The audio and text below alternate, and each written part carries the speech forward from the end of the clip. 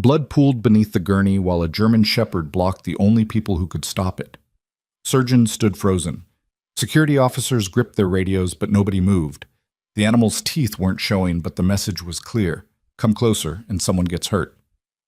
A dying colonel was bleeding out in the middle of Riverside General Hospital's trauma bay, and the only thing standing between him and survival was 60 pounds of trained violence that answered to no one. Then a nurse nobody had bothered learning the name of walked straight through the standoff and said 2 words in a language that didn't belong inside those walls. The dog dropped to a sitting position like someone had cut his strings. Every alarm still screamed, but the room itself went silent in a way that made people's skin crawl. Before we go any further, if you want to see how this story ends, how the people who underestimated her finally learned the truth, stay with me until the very last word. And drop a comment telling me what city you're watching from so I can see just how far this story travels. Maya Reeves had been working at Riverside General in Copper Ridge, Montana for exactly 9 days when she realized nobody there knew a single real thing about her. They knew she showed up early. They knew her paperwork was flawless. They knew she never caused problems or asked questions that made administrators uncomfortable. What they didn't know was that 3 years ago she'd spent 18 months attached to a Marine Expeditionary Unit in places where trauma meant shrapnel and bullet wounds, not car accidents and kitchen burns. She preferred it that way. The day shift had been running smooth until about 2 in the afternoon when the ER doors exploded inward and chaos came with them. 4 Marines in combat fatigues moved in formation around a gurney carrying a man in his 50s whose uniform was soaked dark from the chest down. A German shepherd paced alongside the stretcher, ears flat, eyes locked on every person in the room. Gunshot wound through and through, lost a lot of blood in transit, one of the Marines was saying, but the charge nurse, Patricia Bowen, cut him off. Sir, the dog can't be in here. He goes where the colonel goes. That's not hospital policy. The Marine's expression didn't change. Ma'am, I'm telling you how this works. Patricia looked like she wanted to argue, but Dr. Ethan Cross was already shouting orders, pulling on gloves, calling for units of O negative. Maya moved into position without waiting to be told, hands steady, mind already sorting through what needed to happen and in what order. The German shepherd, call sign probably something tactical, definitely not Buddy or Max, kept pace with the gurney as they rolled toward the trauma bay. When 2 orderlies tried to redirect the dog toward the hallway, the animal planted himself between them and the patient and growled low enough that both men took a step back. Somebody get that animal out of here, Dr. Cross snapped. One of the Marines moved forward. Sir, Ghost doesn't take orders from... I don't care what his name is. He's a contamination risk and a safety hazard. The colonel on the gurney made a wet, choking sound. His oxygen saturation was dropping. The dog's growl got louder. Maya saw it happening in slow motion. The Marine reaching for the dog's collar, Ghost turning his head just enough to show teeth, security officers stepping into the room with hands on their belts, Dr. Cross yelling about protocols, and the patient's monitor screaming because nobody was doing the one thing that actually mattered. She didn't think about it. Thinking took time they didn't have. Maya stepped past the Marine, past the security officer who was mid-sentence about removing the animal by force, and stopped 2 feet from the dog. She didn't reach out, didn't make herself smaller or try to soothe him. She just stood there and spoke one word in a tone that came from a part of her life she'd buried under civilian scrubs and neutral smiles. Platz. Ghost dropped into a down position so fast it looked like someone had kicked his legs out from under him. The room went dead silent except for the alarms. Patricia stared. The Marines stared. Dr. Cross stopped mid-sentence with his mouth still open. Maya didn't look at any of them. She moved to the gurney, checked the colonel's airway, noted the pallor and the labored breathing. We need to move now. He's decompensating. Dr. Cross blinked like he'd just woken up. Right, trauma 2, let's go. They rolled him fast. Ghost stayed in position, head down, eyes tracking the gurney as it disappeared through the double doors. One of the Marines looked at Maya like she'd just done a magic trick he couldn't figure out. How did you... He needed to sit. I told him to sit. Maya pulled off her gloves and headed after the trauma team before anyone could ask follow-up questions she didn't want to answer. Inside Trauma Bay 2, things moved the way they were supposed to. Dr. Cross ran the code with the efficiency of someone who'd done it 1,000 times. Nurses called out vitals. The anesthesiologist prepped for intubation. Maya worked her station without talking, hands moving through the choreography of controlled emergency. But something wasn't right. The bleeding was controlled. Entry and exit wounds packed and compressed, but the colonel's oxygen saturation kept sliding. Not crashing, just dropping in a way that didn't match the injury pattern. Blood pressure was unstable, but not bottoming out. Heart rate elevated, but not tachycardic. Maya glanced at the monitor, then back at the patient. His chest wasn't moving evenly. "Doctor?" she said quietly. "Not now, Reeves." His left chest isn't expanding. Dr. Cross didn't look up from the IV line he was placing. He's got a through-and-through GSW to the right shoulder. Left side is fine. Maya watched the patient take another breath. The right side of his chest rose. The left side barely moved. She'd seen this before. Not here. Somewhere else. Somewhere loud. "I think he's got a pneumothorax." That got his attention. Dr. Cross looked up, irritation clear on his face. "Based on what?" Decreased breath sounds on the left. Uneven chest rise. Sats dropping despite adequate ventilation. He was shot in the right shoulder.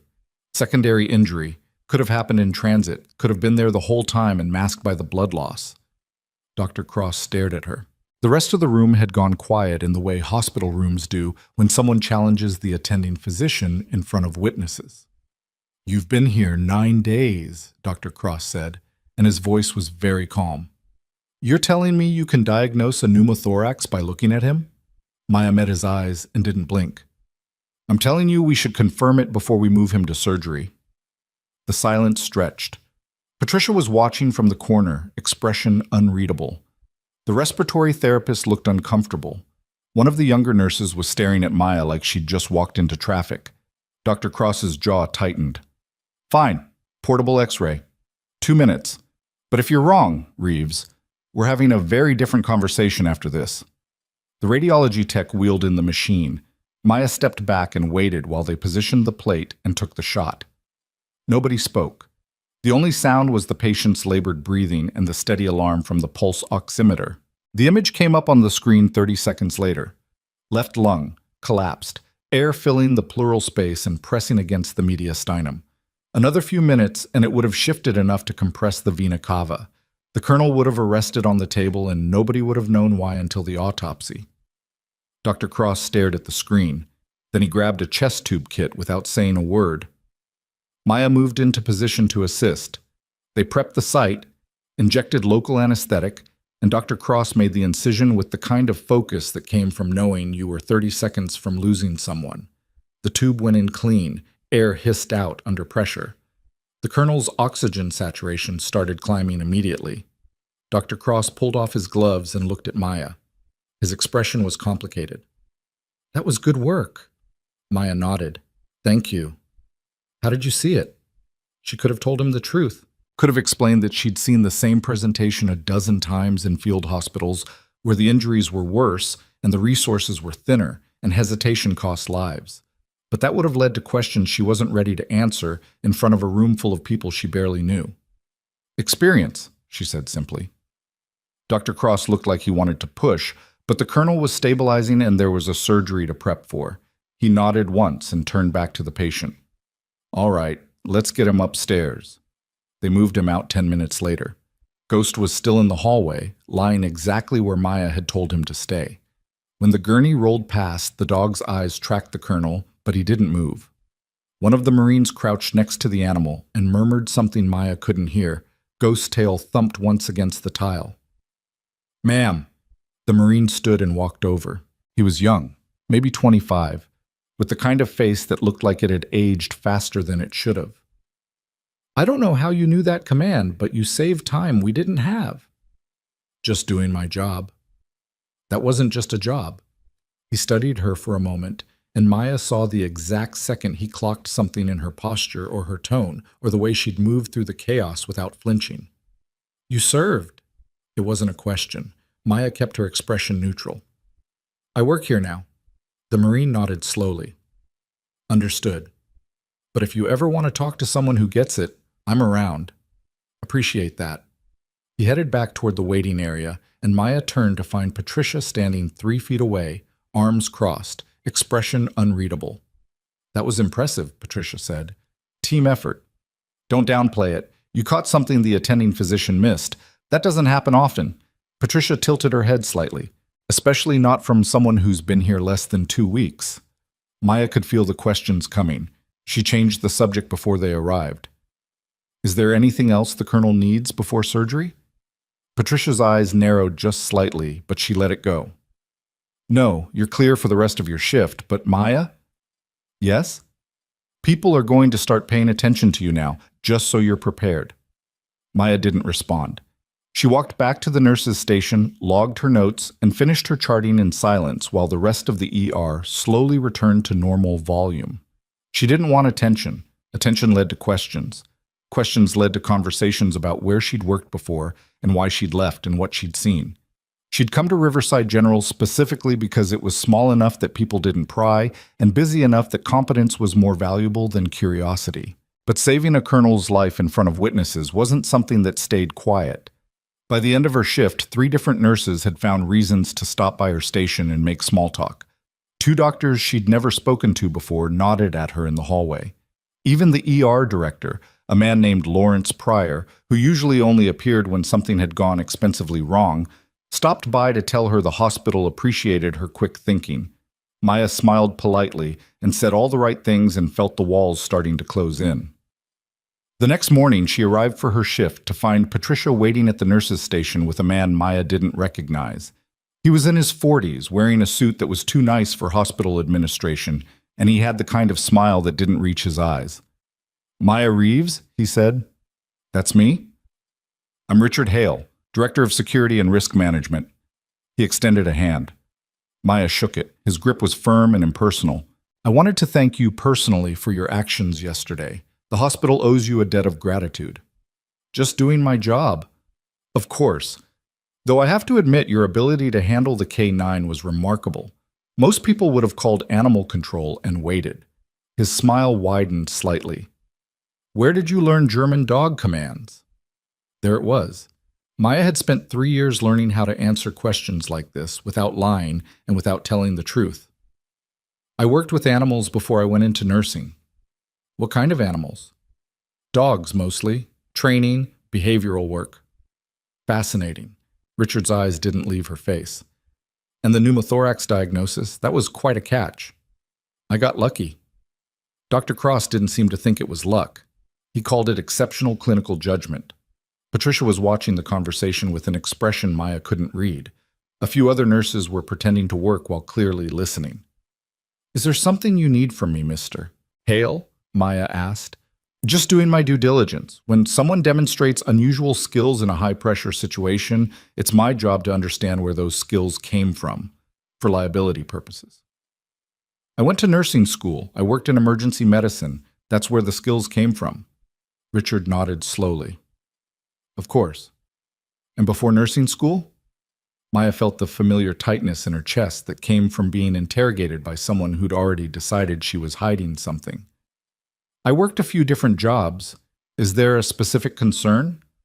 No specific concern, just curiosity. He pulled out a business card and set it on the counter between them. If you ever want to discuss your background in a more formal setting, my door is always open. He walked away before Maya could respond. Patricia picked up the card and handed it to Maya. He does that sometimes. Decides someone is interesting and starts digging. Don't take it personally. Does he usually find anything? Depends on whether there's anything to find. Maya slipped the card into her pocket and didn't answer. The rest of the week passed without incident. The colonel, his name was Victor Landry, she learned from the chart notes, made it through surgery and was recovering in the ICU under Marine Guard. Ghost was allowed supervised visits twice a day, a concession the hospital administration granted after significant pressure from people whose ranks carried weight, even in civilian settings. Maya kept her head down and her shifts quiet. She worked efficiently, spoke when necessary, and avoided conversations that veered toward personal territory. A few nurses tried to befriend her. She was polite but distant. Dr. Cross started requesting her for difficult cases.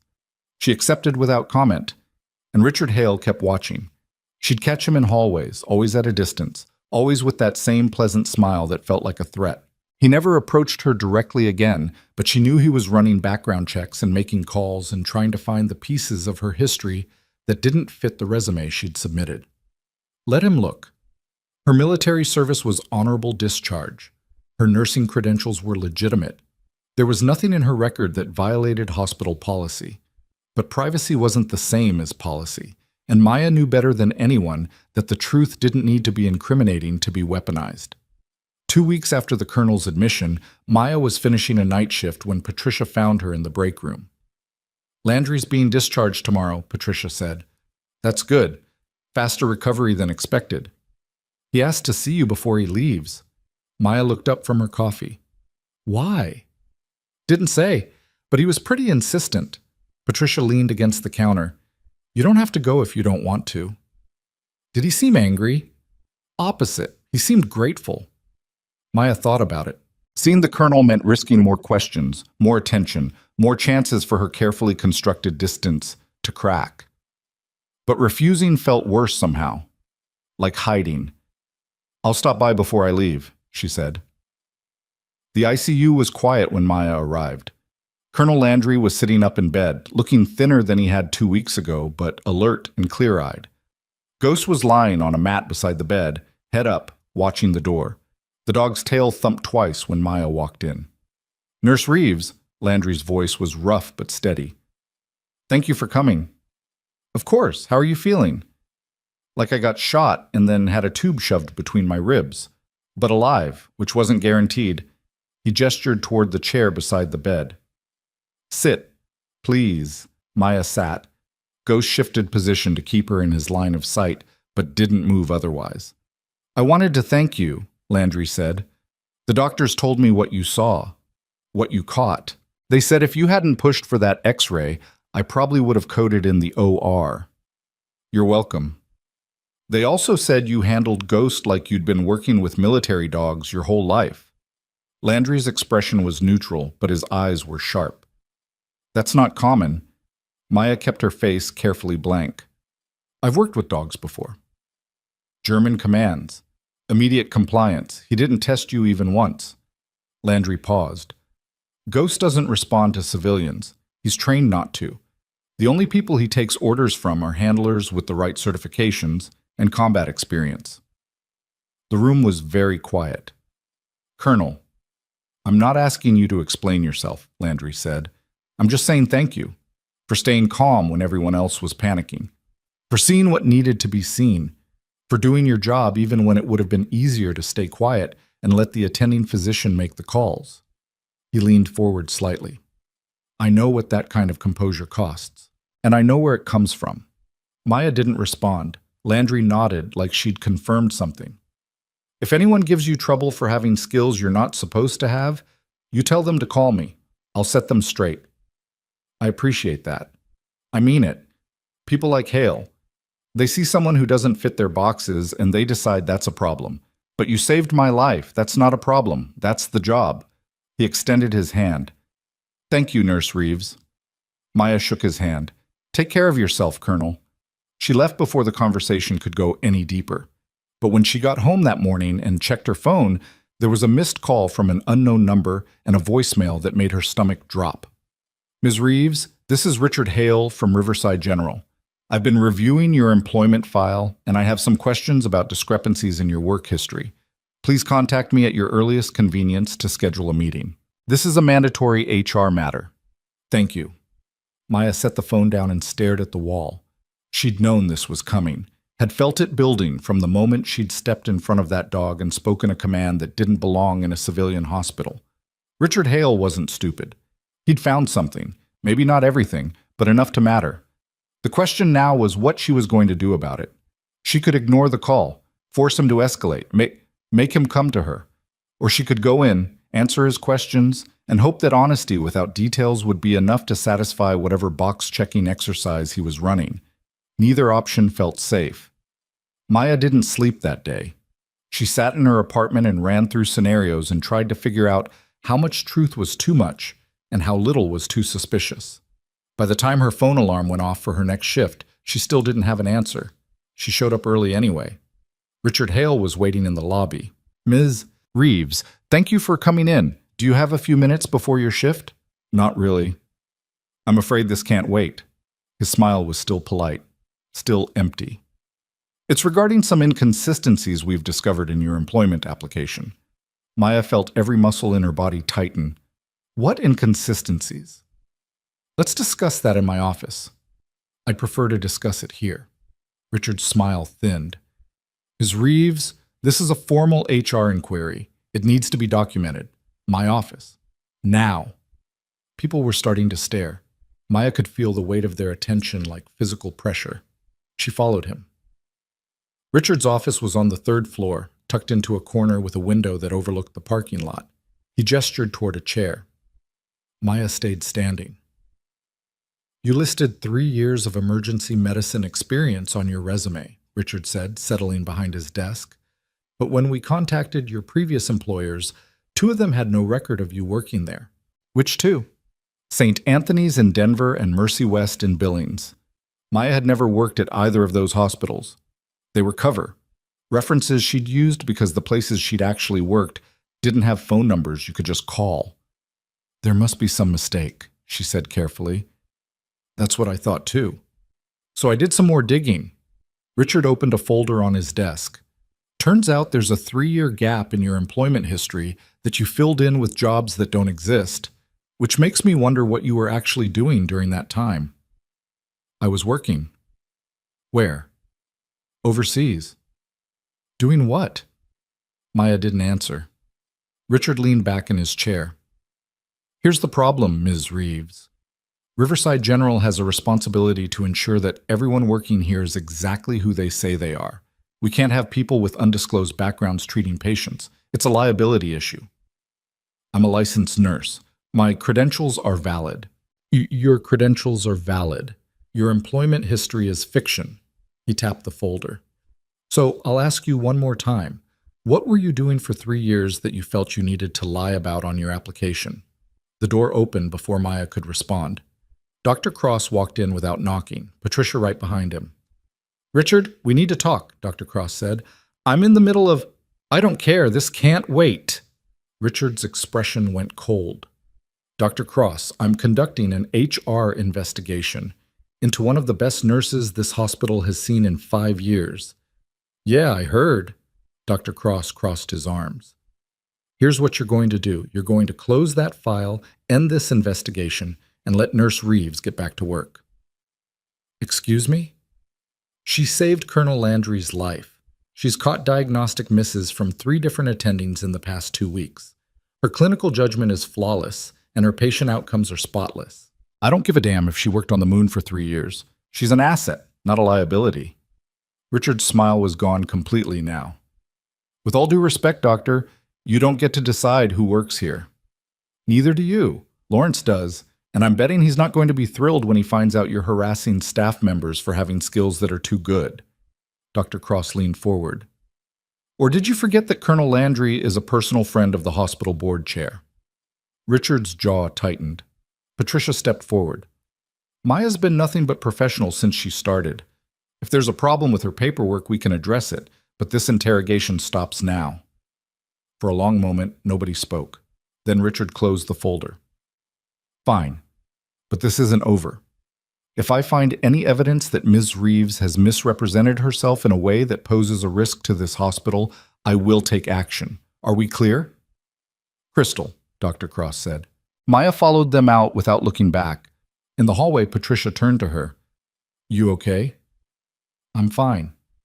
He's going to keep digging. I know. Dr. Cross was watching her with an expression Maya couldn't quite read. For what it's worth, I don't care where you worked before. You're good at your job. That's all that matters to me. Thank you. But Maya, Dr. Cross's voice dropped. Whatever you're running from, it's going to catch up eventually. And when it does, you're going to need people on your side. So maybe stop keeping everyone at arm's length and let us help. He walked away before she could respond. Maya stood in the empty hallway and felt the careful distance she'd built between herself and the rest of the world start to crack.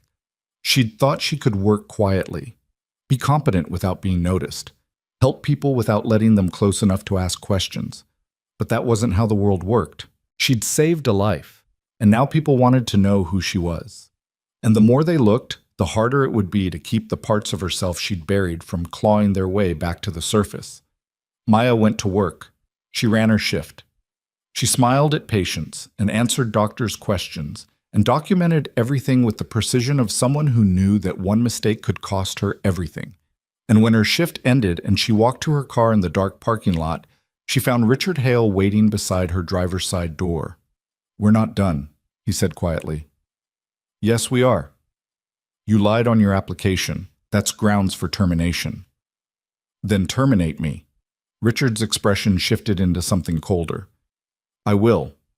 But first, I'm going to find out exactly what you're hiding. And when I do, I'm going to make sure everyone knows that Riverside General hired someone who couldn't be trusted to tell the truth." He walked away, and Maya stood there in the dark, keys in hand, heart pounding. She'd been so careful, changed her name legally, built a new resume, moved to a town where nobody knew her face or her history, but careful wasn't the same as invisible. And now a man with a grudge and access to databases was trying to tear down everything she'd built. Maya got in her car and drove home through empty streets, and for the first time since she'd left the service, she wondered if running had been the right choice after all. The next morning, Maya woke to 17 missed calls. She stared at her phone screen, still half asleep, trying to make sense of the numbers. Most were from the hospital switchboard. 3 were from Patricia. 2 from numbers she didn't recognize. She called Patricia back first. "Where are you?" Patricia's voice was tight. "Home. I'm not on until 3. "You need to come in now." Maya sat up, fully awake. "What happened?" "Richard Hale filed a formal complaint with HR. Lawrence wants to see you in his office in an hour." "What kind of complaint?" "Falsification of employment records, misrepresentation of credentials, potential security risk." Patricia exhaled hard. "Maya, he's pushing for immediate termination." The room felt smaller suddenly. "On what grounds?" "He says you lied about where you worked, says the hospital can't verify your employment history, and that makes you a liability." There was a pause. "He's also implying you might have a criminal record you're hiding." "That's not true." "I know, but he's got documentation. Emails from hospitals saying they have no record of you, gaps in your timeline that don't add up.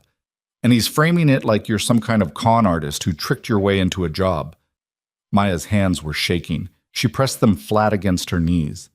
"I didn't lie about my credentials. My nursing license is legitimate. I passed my boards." Maya. Patricia's voice softened. "I believe you, but you need to come in and explain what's actually going on before Lawrence makes a decision based on Richard's version of events." "What if I can't explain?" "Then you're probably going to lose your job." Maya ended the call and sat in the silence of her apartment, staring at nothing. She could tell the truth. Walk into Lawrence Pryor's office and lay out exactly where she'd been for 3 years. Field hospitals in places civilians didn't have clearance to know about, treating injuries that didn't make it into official records, working alongside soldiers whose names were redacted from mission reports. She had the documentation. Honorable discharge papers, letters of recommendation from commanding officers whose signatures carried weight in certain circles. But those circles didn't overlap with hospital administration in a small Montana town, and once she opened that door, she couldn't close it. People would look at her differently. The quiet nurse who kept her head down would become the veteran with the classified past. Every decision she made would be filtered through assumptions about trauma and violence and whether someone who'd worked in war zones could be trusted in civilian medicine. She'd left that life specifically to avoid becoming a story people told about survival and service. But Richard Hale was forcing her hand. Maya showered, dressed in clean scrubs, and drove to Riverside General with her discharge papers in a folder on the passenger seat. Lawrence Pryor's office was on the 4th floor, behind a door marked Administration, in letters that looked more expensive than they needed to be. His assistant, a woman in her 60s with reading glasses on a chain, gestured toward a chair without looking up from her computer. "He'll be with you in a moment." Maya sat. The chair was uncomfortable in a way that felt intentional. 10 minutes passed. Then 20. The door finally opened and Lawrence stepped out, followed by Richard Hale. Both men were wearing expressions that looked rehearsed. Miss Reeves, thank you for coming. Lawrence's tone was professionally neutral in a way that immediately set Maya's teeth on edge. Please, come in. The office was larger than it needed to be, with a desk that looked like it had been airlifted from a corporate boardroom and windows that faced the mountains. Richard closed the door behind them and took a position standing near the wall. Not sitting, not leaving, just watching. Lawrence settled behind his desk and folded his hands. I'm sure you know why you're here. Richard filed a complaint. Mr. Hale brought some serious concerns to my attention regarding inconsistencies in your employment application. Concerns that, if substantiated, would constitute grounds for immediate termination. Maya set the folder on the desk. My nursing license is valid. My credentials are legitimate. Everything I told you about my qualifications is true. But not everything you told us about your work history. Lawrence opened a separate folder, thicker than Maya's, filled with printouts and highlighted sections. You listed 3 years of emergency medicine experience at facilities that have no record of employing you. That's not an inconsistency. That's fabrication. I worked in emergency medicine for 3 years. I didn't fabricate that. Then where? Maya felt the weight of the question settle over the room. Richard was watching her with an expression that looked like satisfaction. Lawrence looked tired, like he'd already made his decision, and this was just procedure. I worked overseas, Maya said carefully, in trauma units attached to military operations.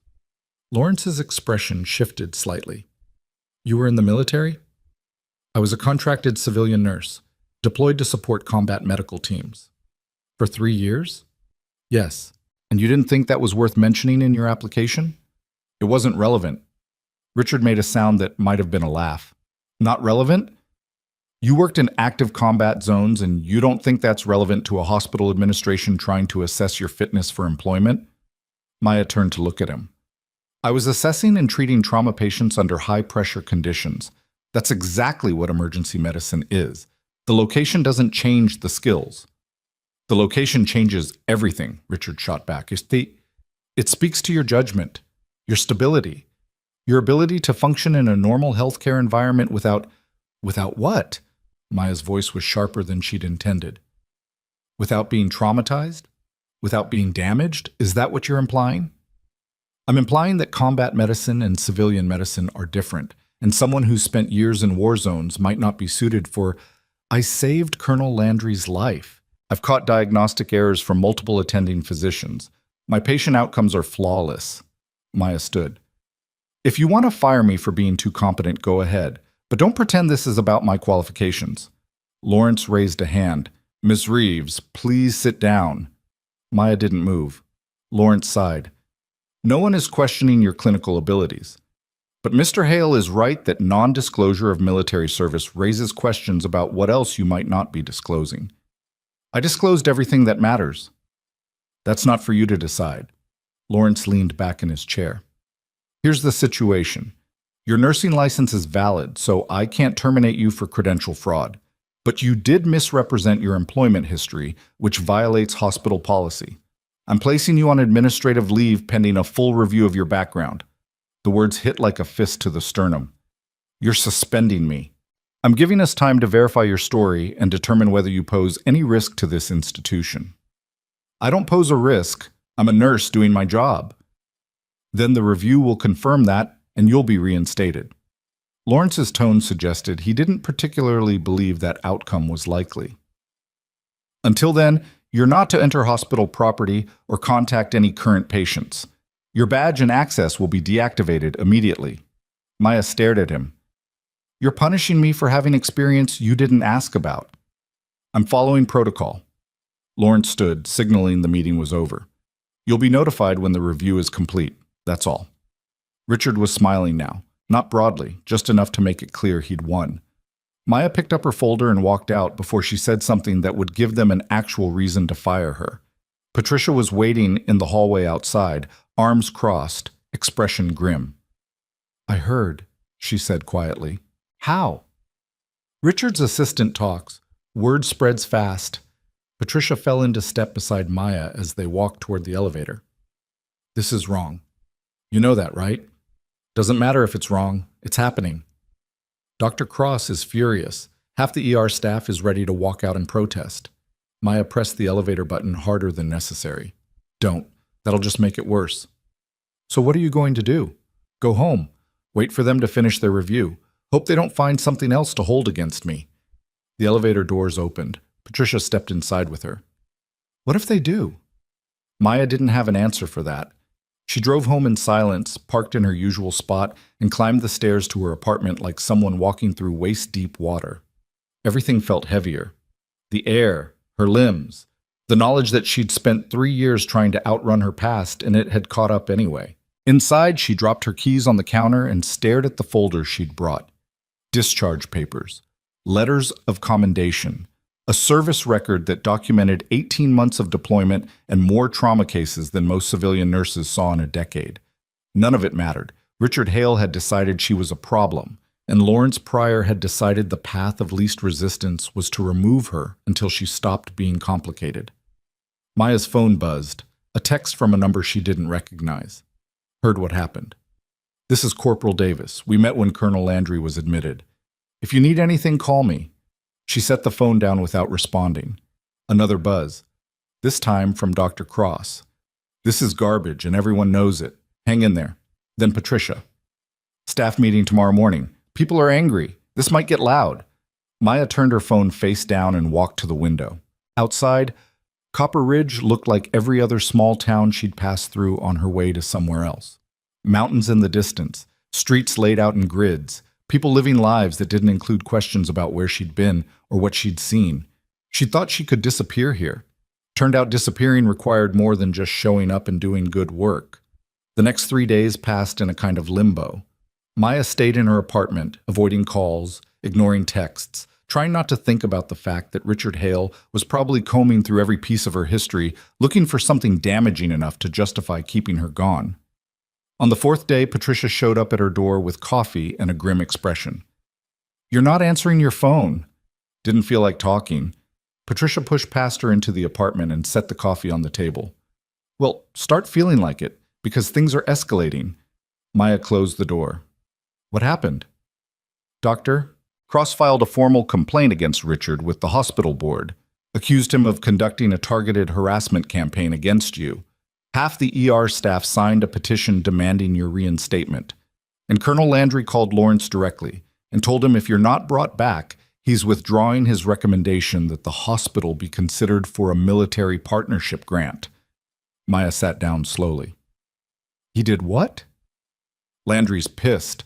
Says the only reason he's alive is because you had skills this hospital should be grateful for, not suspicious of. Patricia leaned against the counter. Richard's scrambling. He didn't expect anyone to push back this hard. That doesn't mean I'm getting my job back. No, but it means you've got people fighting for you whether you want them to or not. Patricia's expression softened. You don't have to do this alone, Maya. I know you're used to keeping people at a distance, but that's not serving you right now. Maya stared at her coffee. I don't know how to be the person everyone's making me out to be. What person? The hero, the veteran who saved the day, the one everyone rallies around. She looked up. I just wanted to work, that's all. I didn't ask for this. Nobody asks for it, but sometimes it happens anyway. Patricia moved toward the door, then paused. There's a board meeting in 2 days. They're reviewing your case. If you want to fight this, that's your chance. And if I don't, then Richard wins, and the next person who doesn't fit his idea of acceptable gets the same treatment. Patricia left before Maya could respond.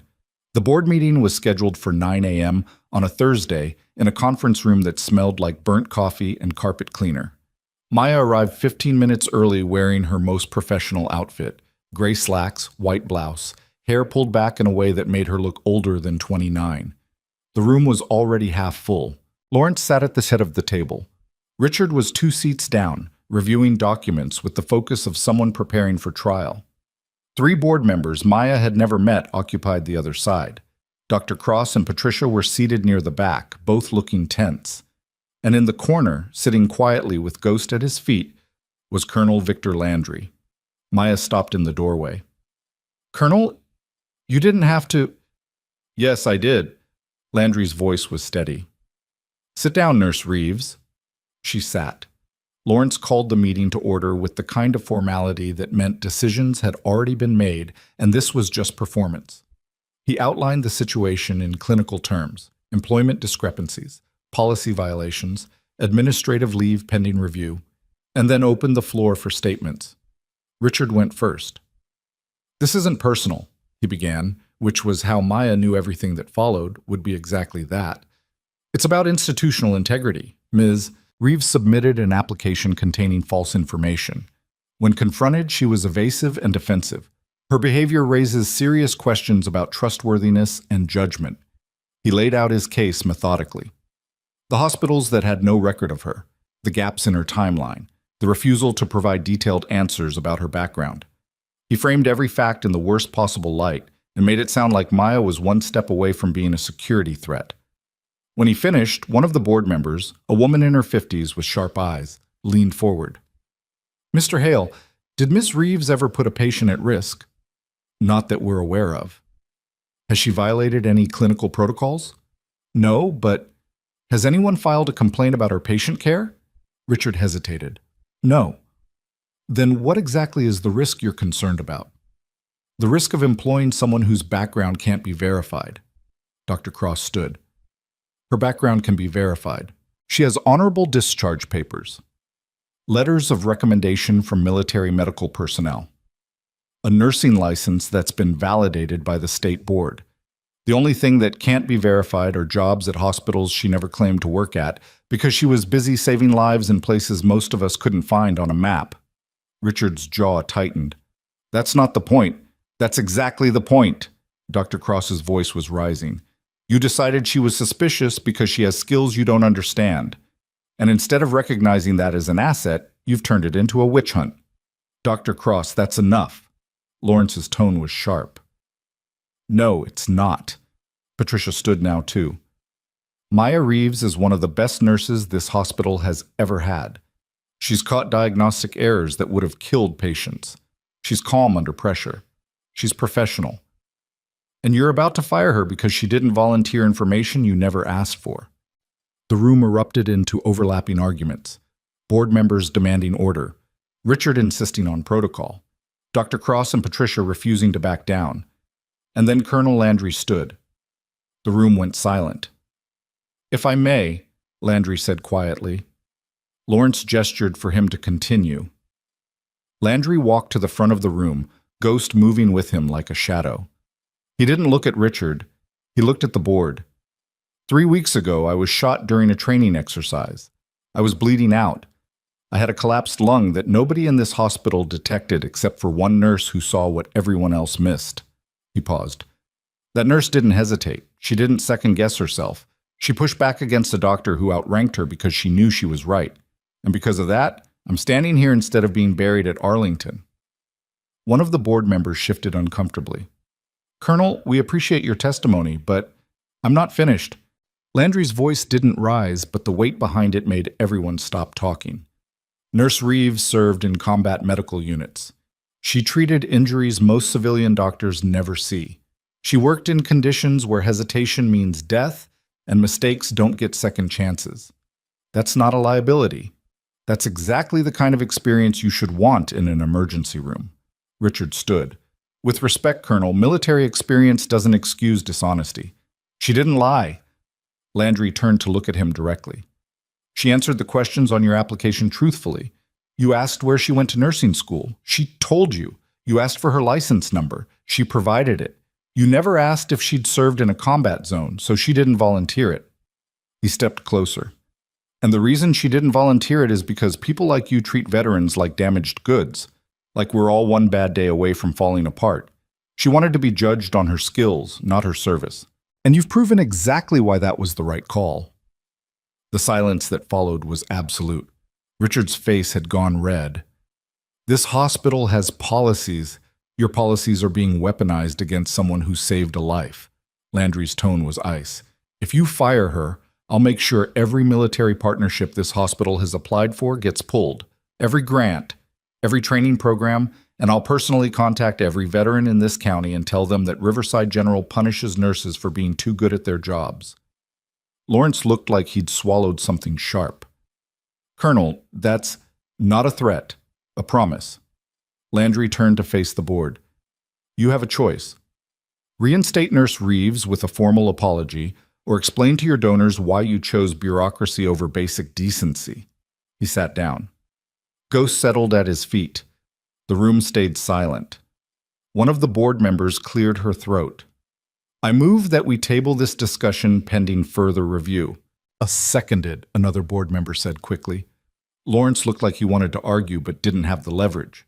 Motion carries. This meeting is adjourned. People filed out slowly.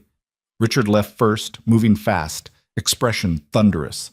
Dr. Cross clapped Maya on the shoulder as he passed. Patricia squeezed her hand.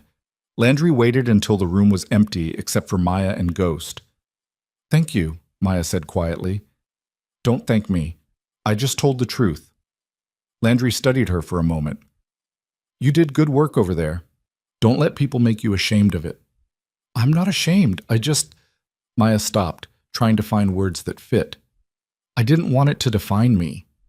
It doesn't, but it's part of you, and pretending it's not just gives people like Hale power they don't deserve. He headed toward the door, then paused. They're going to reinstate you. Might take a few days, but they will, and when they do, keep doing what you're doing, the right way, the hard way, the way that saves lives even when people don't understand how. He left, and Maya sat alone in the empty conference room, feeling something shift in her chest that might have been relief or might have been the slow release of 3 years of holding her breath. Her phone buzzed, a text from Patricia. Drinks tonight. You're coming. Not optional. Maya almost smiled, but the relief didn't last. That night, someone leaked the details of the board meeting to a local news blog. By morning, the story had spread. Veteran nurse suspended for undisclosed military service, hospital accused of discrimination, colonel threatens to pull funding. Maya's name was in the headline. Her phone started ringing before sunrise. Reporters, bloggers, someone from a veterans advocacy group. She ignored all of them and stayed inside with the blinds closed, watching her quiet life turn into public spectacle. Patricia called at noon. Have you seen the news? Hard to miss. Lawrence is furious. He thinks Landry leaked it to force his hand. Did he? Probably, but it worked. Emergency board meeting this afternoon. They're reinstating you. Maya should have felt victorious. Instead, she just felt tired. When? You're back on the schedule tomorrow night. Full reinstatement. No penalties. Richard's been reassigned to administrative duties pending his own review. What kind of review? The kind that happens when you piss off a decorated colonel and get the hospital dragged through the press. Patricia paused. You won. Maya, you actually won. Maya ended the call and sat in the silence of her apartment, staring at nothing. She'd won, but winning meant everyone knew. The quiet nurse who kept her head down was gone. In her place was the veteran with the classified past, the one who'd served in combat zones and saved a colonel's life and pushed back against hospital administration. She was a story now, the kind people told to prove points about honor and service and standing up to power. And Maya had spent 3 years trying not to be anyone's story. Her phone buzzed again, another text. This one from a number she recognized. Corporal Davis, the Marine who'd been with Landry the day he was admitted. Ma'am, you should probably know someone's been asking questions about you, not hospital people.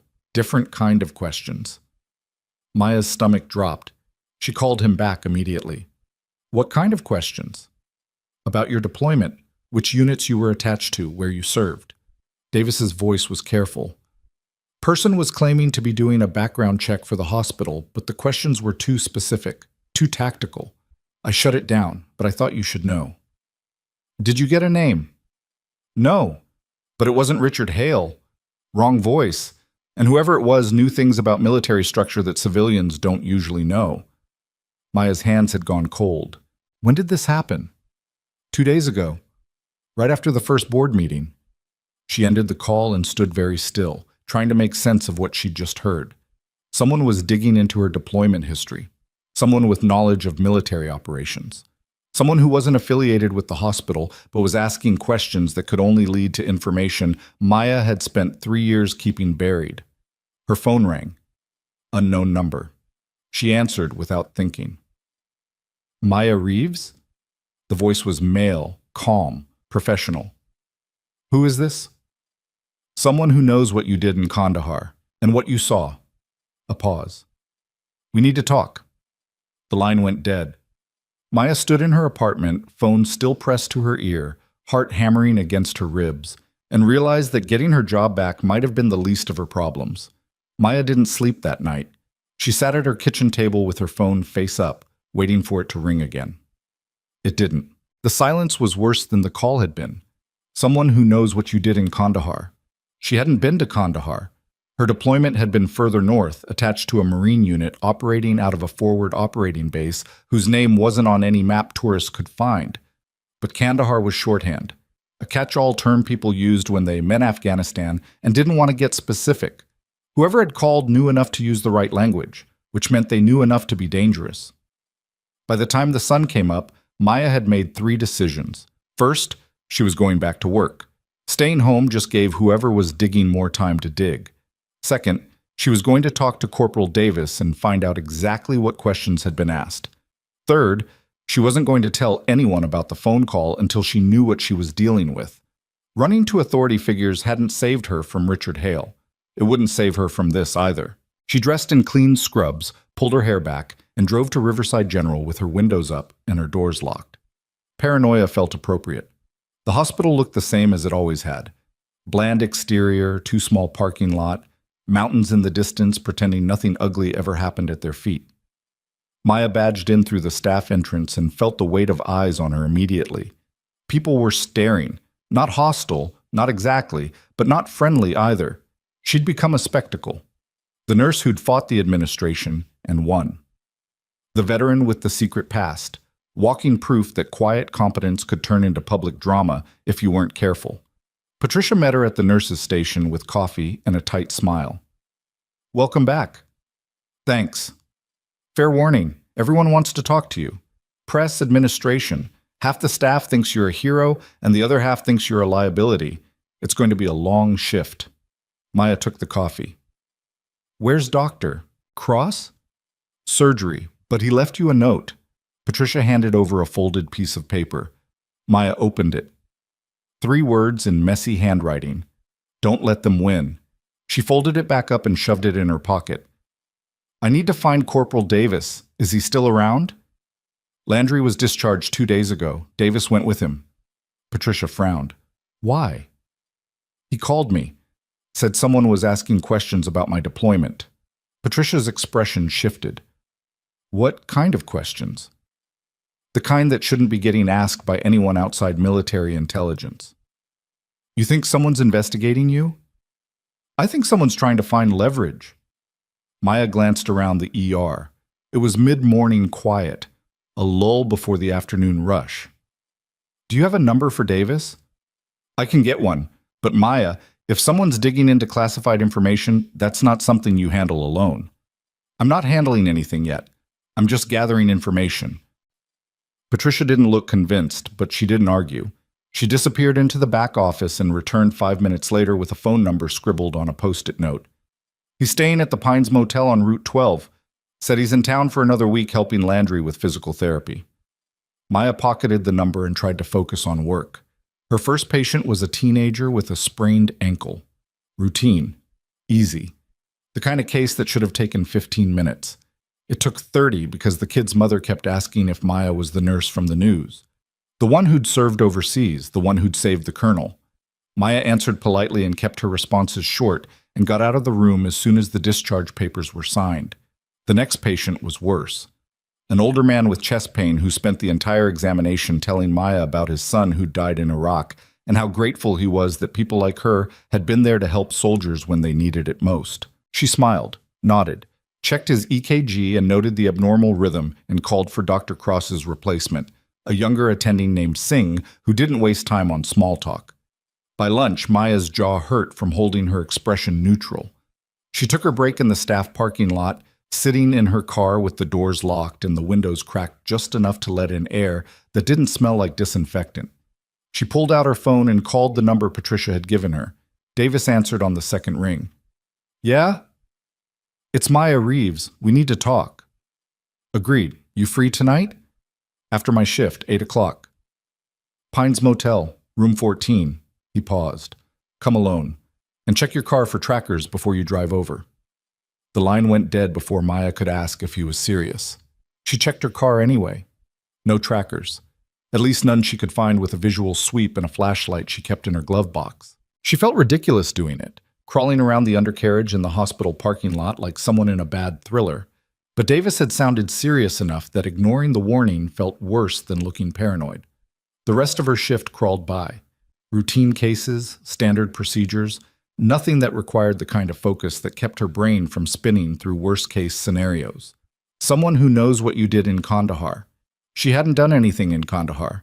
She'd done her job, treated wounded soldiers, saved lives when she could, and held hands when she couldn't.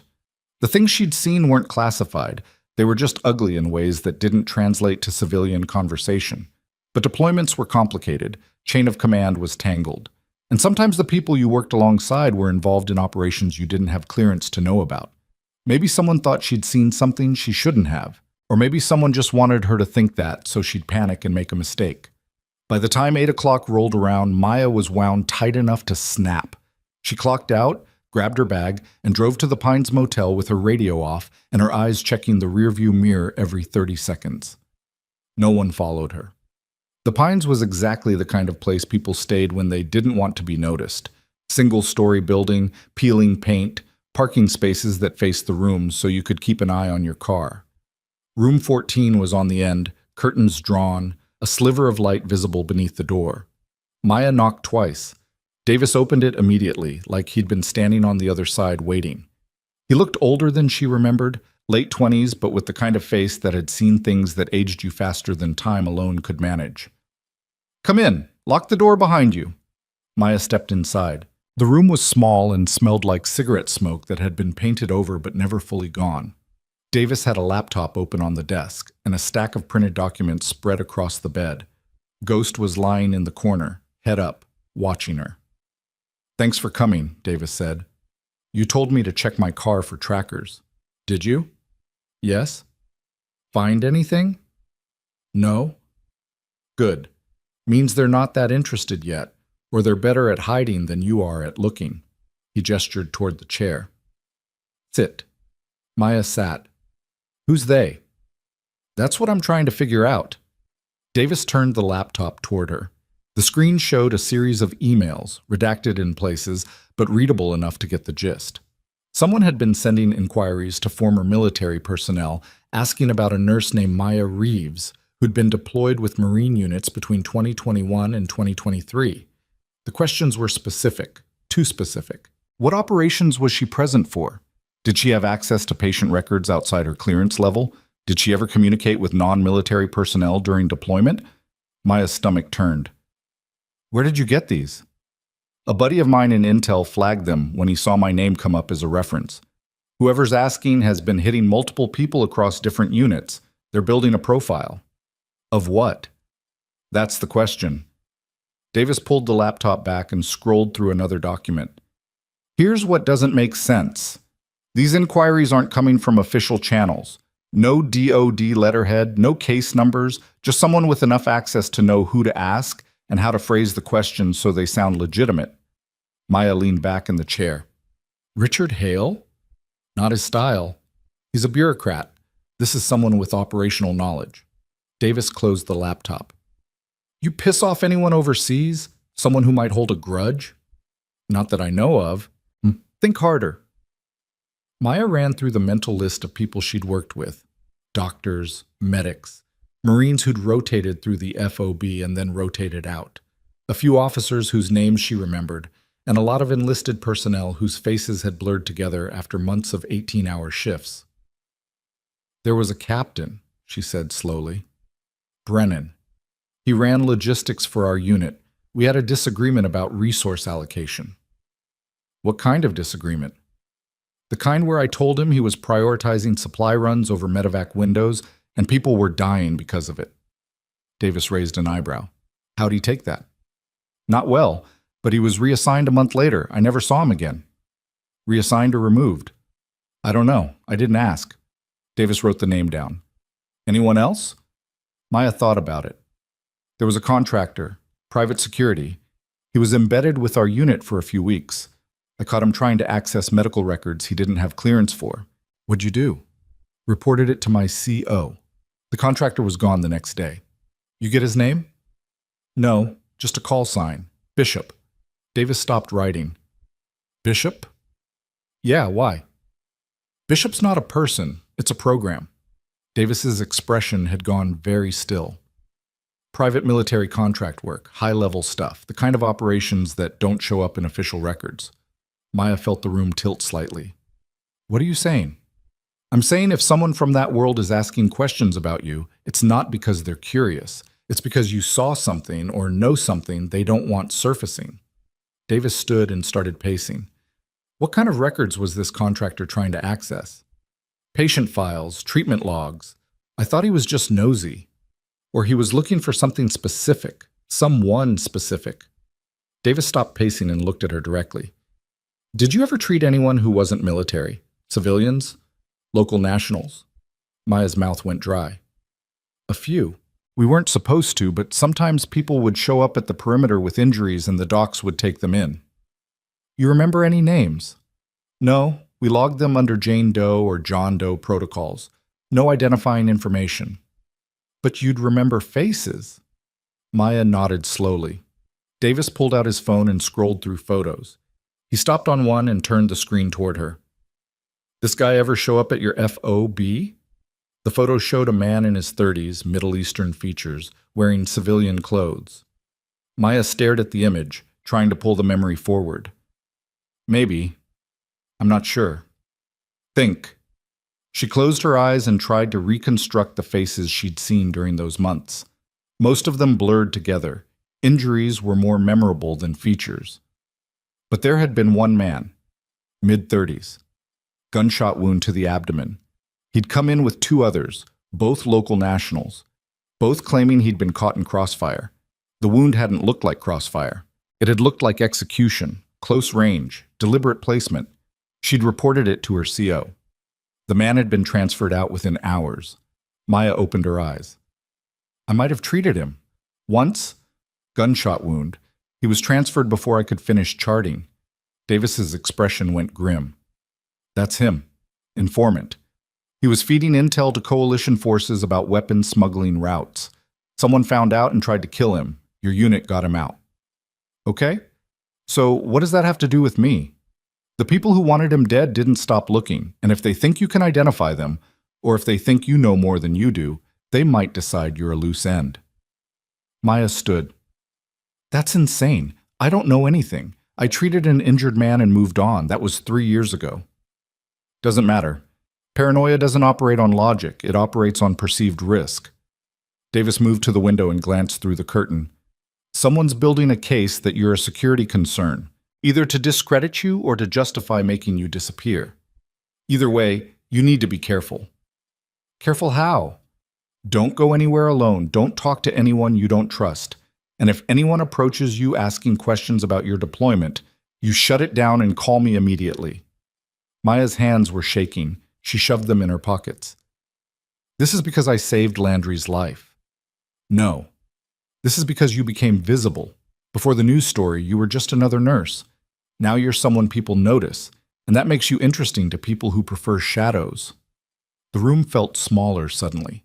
Maya moved toward the door. I need to go. Wait. Davis pulled a card from his pocket and handed it to her. That's a number for a guy I know in protective services. Former Delta. If things escalate, call him. Don't wait. Don't try to handle it yourself. Maya took the card. You really think it's going to escalate?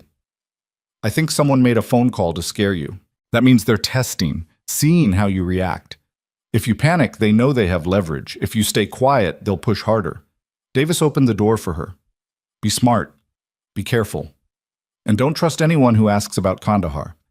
Maya walked to her car feeling like her skin didn't fit right. She drove home checking her mirrors every few seconds, parked under a streetlight, and locked her apartment door behind her with hands that wouldn't stop trembling. She didn't sleep, just sat on her couch with the lights off and the curtains drawn, staring at the card Davis had given her. By the time her alarm went off the next morning, she'd made a decision. She wasn't running. She wasn't hiding, and she wasn't letting faceless threats dictate how she lived her life. If someone wanted to make her a target, they were going to have to do it in the open. Maya went to work. She ran her shift. She treated patients and documented cases and acted like the world wasn't tilting beneath her feet. And then, halfway through her shift, the ER doors burst open, and 3 people in tactical gear dragged in a man who was bleeding from multiple gunshot wounds and screaming in a language Maya recognized but couldn't place. Dr. Singh started barking orders. Nurses scrambled for supplies. Maya moved into position automatically, hands already reaching for gloves. Then she saw the man's face. It was him, the informant from the photo. Older now, scarred, but unmistakable. He saw her too. His eyes went wide and he shouted something in Pashto that made the tactical team tense. Maya froze. One of the tactical officers stepped forward, blocking her view. "We need this room cleared, now." Dr. Singh looked up from the IV line he was placing. "This is a trauma bay. Nobody's clearing. Federal matter. Everyone out except essential personnel." "I am essential personnel." The officer pulled out a badge. "Out. Now." Singh's face went red, but he stepped back. The nurses hesitated. Maya didn't move. The officer turned to look at her. "That includes you." "I'm his nurse." "Not anymore." Maya's heart was hammering, but she kept her voice level. "He's hemorrhaging. He needs pressure on that wound, or he's going to bleed out before you finish whatever jurisdictional fight you're planning." The officer stared at her for 3 long seconds. Then he nodded once. "Fine. But you don't speak to him. You don't ask questions. You do your job and you leave." Maya moved to the gurney. The man's eyes tracked her, wide and panicked. He said something else in Pashto, quieter this time, almost pleading.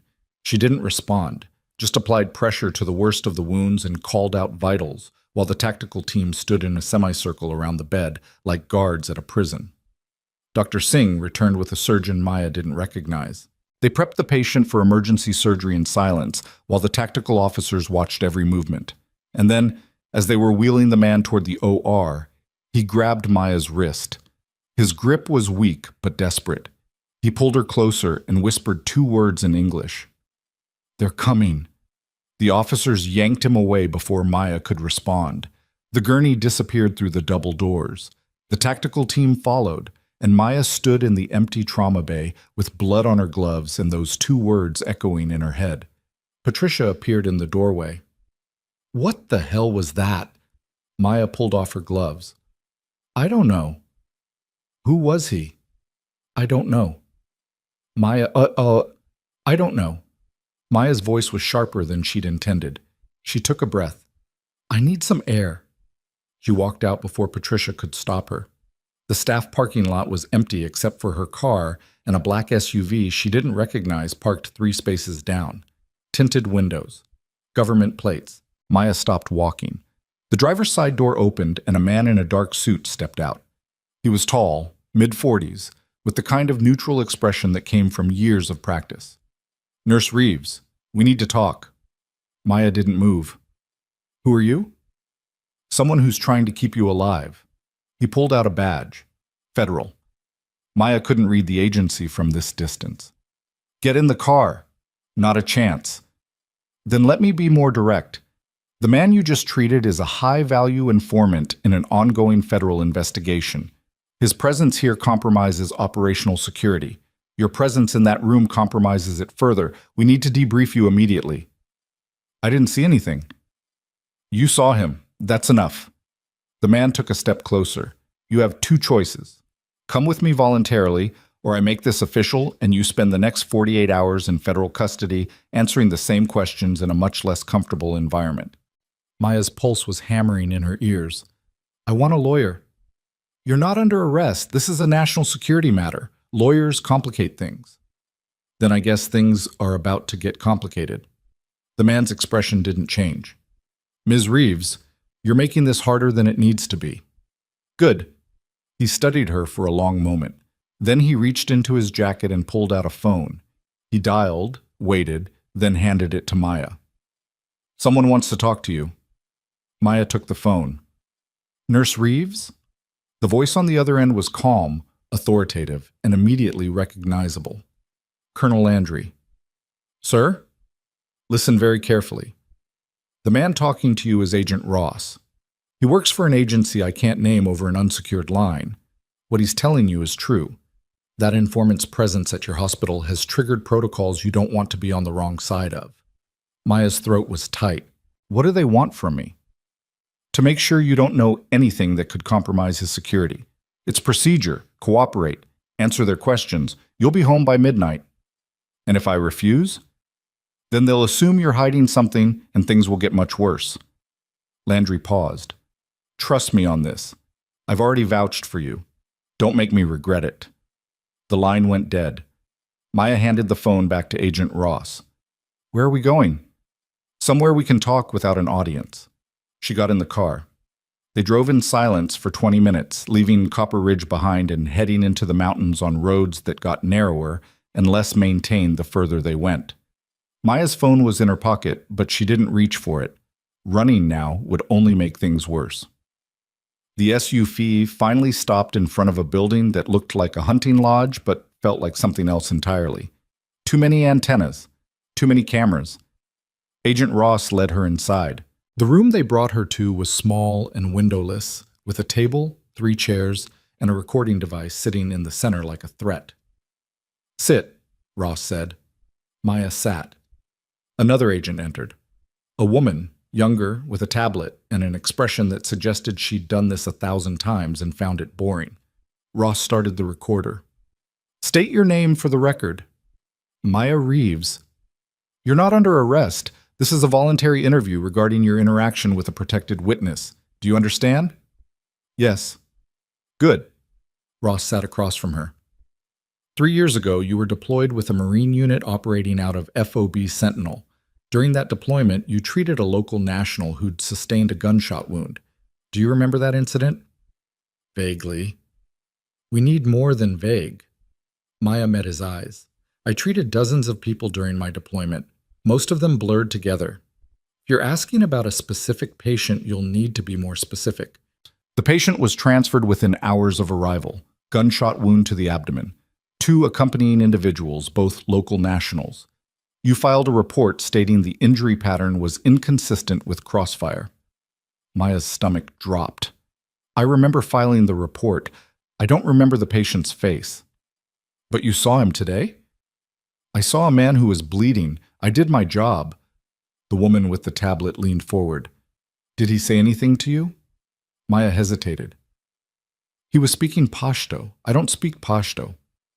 He spoke to you in English. Right before they took him to surgery. What did he say? Maya's mouth was dry.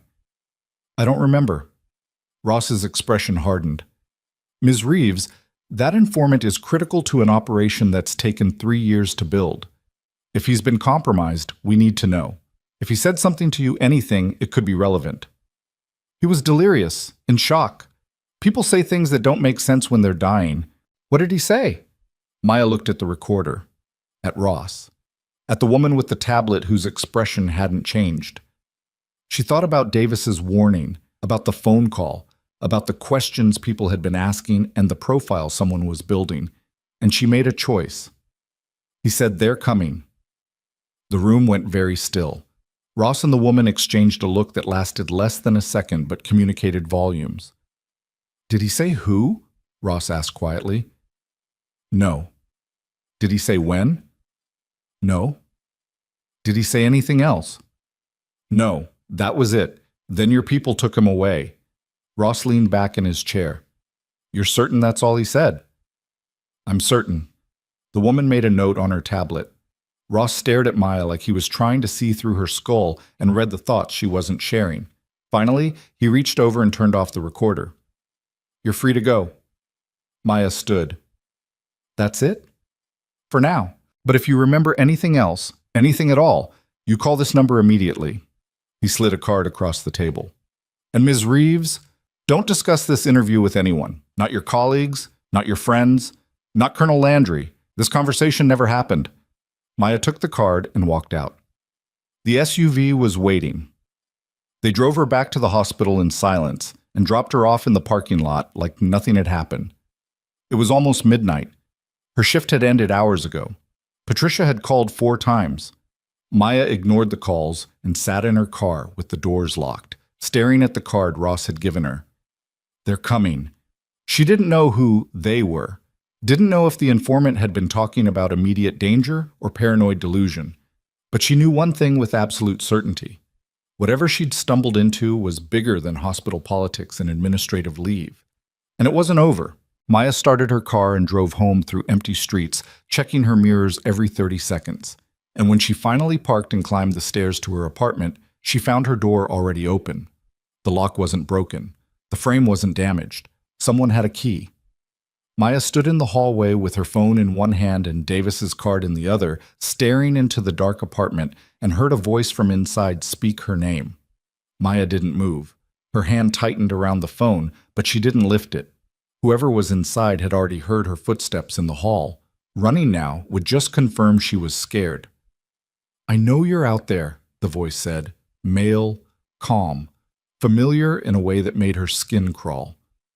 "Come inside and close the door. We need to talk." Maya stayed in the hallway. "I'm calling the police." "No, you're not. Because if you do, the next conversation you have will be with federal agents who won't be as polite as Agent Ross." A pause. "And because I'm not here to hurt you, I'm here to warn you." Maya's pulse was hammering, but her hand stayed steady. She pulled up Davis's number on her phone screen, one button away from calling, and stepped through the doorway. The lights were off, but the kitchen lamp was on, casting enough glow to see the man sitting at her table. He was in his 40s, wearing civilian clothes that looked too nice for breaking and entering. His face was unremarkable in the way that suggested practice, the kind of face that blended into crowds and disappeared from memory. "Who are you?" Maya asked. "Someone who used to work with Bishop." He gestured toward the chair across from him. "Sit, please." Maya stayed standing. "How did you get in here?" "That's not important. What's important is that you understand the situation you're in." He leaned forward slightly. "The informant you treated today, his real name is Bashir Amiri. 3 years ago, he helped coalition forces dismantle a smuggling network that was funding insurgent operations. The people running that network lost a lot of money and a lot of face. They've been looking for him ever since. Then they found him. That's not my problem. It became your problem the moment you walked into that trauma bay and he recognized you." The man's tone didn't change, but something in his expression hardened. Amiri's handlers have been keeping him off the grid for 3 years, moving him every few months, new identities, new locations. But someone leaked his position. And now the people who want him dead know exactly where he is. Maya's throat was dry. "What does that have to do with me?" "Amiri thinks you can identify the person who tried to kill him 3 years ago. He told his handlers you were there when the shooter's accomplice came through your FOB posing as a civilian casualty. I treated dozens of civilians. I don't remember faces. Amiri thinks you do, which means the people hunting him think you do too." The man stood slowly, hands visible, movements deliberate. "They're going to come for you, not because you're a threat, because you're leverage. If they can't get to Amiri directly, they'll use you to draw him out." Maya's hand was still on her phone. "Then I'll tell them I don't know anything. That won't matter. They'll assume you're lying or that you're being protected. Either way, you become a target." He moved toward the door. "I'm telling you this because I owe someone a favor, and because you saved Landry's life, which makes you useful. But my advice? Disappear. Tonight. Don't tell anyone where you're going. Don't use credit cards. Don't contact friends. Just vanish until this blows over." "And if I don't?" The man opened the door and looked back at her. "Then hope the federal agents find you before the other side does." He left. The door clicked shut behind him. Maya stood in her apartment, alone, staring at the space where he'd been sitting. Her hands were shaking now. She locked the door, checked the windows, pulled the curtains closed. Then she sat on the floor with her back against the wall and called Davis. He answered immediately. "What happened?" Maya told him everything, the informant, the federal interview, the man in her apartment. When she finished, Davis was silent for a long moment. "You still at your place?" he asked finally. "Yes." "Pack a bag. You're leaving. Now." "Davis, not a debate. If someone walked into your apartment once, they can do it again, and next time it might not be a warning. She heard movement on his end, drawers opening, keys rattling. "I'm 10 minutes out. Be ready to move when I get there." Maya packed light. 2 changes of clothes. Toiletries. Her discharge papers and nursing license in case she needed proof of identity. She was zipping the bag when her phone rang again. Unknown number. She almost didn't answer. Then she thought about Amiri lying in a hospital bed surrounded by federal agents and the words he'd whispered. "They're coming," she answered. Maya Reeves? The voice was different this time, older, accent she couldn't place but sounded expensive. Who is this? Someone who wants to make sure we understand each other. You treated a patient today, a man who should not have been in that hospital, a man who should not have spoken to you. Maya's blood went cold. "I don't know what you're talking about." "Yes, you do. And now we have a problem, because that man believes you can identify someone we'd prefer remained unidentified, which means we need to know exactly what you remember." "I don't remember anything." "I don't believe you, but that's fine. We'll have a chance to discuss it in person very soon." The line went dead. Maya stared at the phone, heart hammering so hard she could feel it in her throat. She grabbed her bag and moved toward the door just as headlights swept across her window. Davis's truck pulled into the parking lot. Maya was out the door and down the stairs before he'd even put it in park. "Get in," he said. She threw her bag in the back and climbed into the passenger seat. Davis pulled out immediately, scanning the mirrors, his posture tense in a way that made Maya's stomach drop. "Where are we going?" she asked. "Landry's place. He's got security, cameras, and enough pull that if someone tries something stupid, they'll regret it." Davis took a corner faster than necessary. "Tell me about the phone call." Maya repeated the conversation word for word. Davis's jaw tightened. "They're moving faster than I thought they would." "Who are they?" "People with resources, connections, the kind of network that doesn't show up in databases because they pay to stay invisible." He glanced at her. "You ever hear the name Korash while you were deployed?" "No." He ran the smuggling operation Amiri helped dismantle. Lost a fortune when coalition forces shut down his routes. Word is he's spent the last 3 years tracking down everyone involved in that takedown. Davis's hands tightened on the wheel. "If he's behind this, you're not dealing with street-level threats. You're dealing with someone who has money, manpower, and motivation. Then why haven't the federal agents stopped him?" "Because catching him requires evidence, and everyone who could provide evidence keeps disappearing." They drove in silence for another 10 minutes, leaving the main roads and heading into the hills where properties sat on acreage and neighbors were measured in miles instead of feet. Landry's house was set back from the road, surrounded by trees, with a gate that required a code to open. Davis punched in the numbers, and the gate swung wide. The house was larger than Maya expected. 2 stories, modern design, wraparound porch with a view of the mountains. Lights were on inside. As they pulled up, the front door opened and Landry stepped out, Ghost at his side. "Inside," Landry said. "Both of you." The house was warm and smelled like coffee. Landry led them into a living room with furniture that looked comfortable but not expensive, and a desk in the corner covered in maps and documents. He gestured toward the couch. "Sit. Tell me everything." Maya went through it again. Amiri, the federal interview, the intruder, the phone call. Landry listened without interrupting, his expression growing darker with each detail. When she finished, he turned to Davis. "You bring your kit?" "In the truck."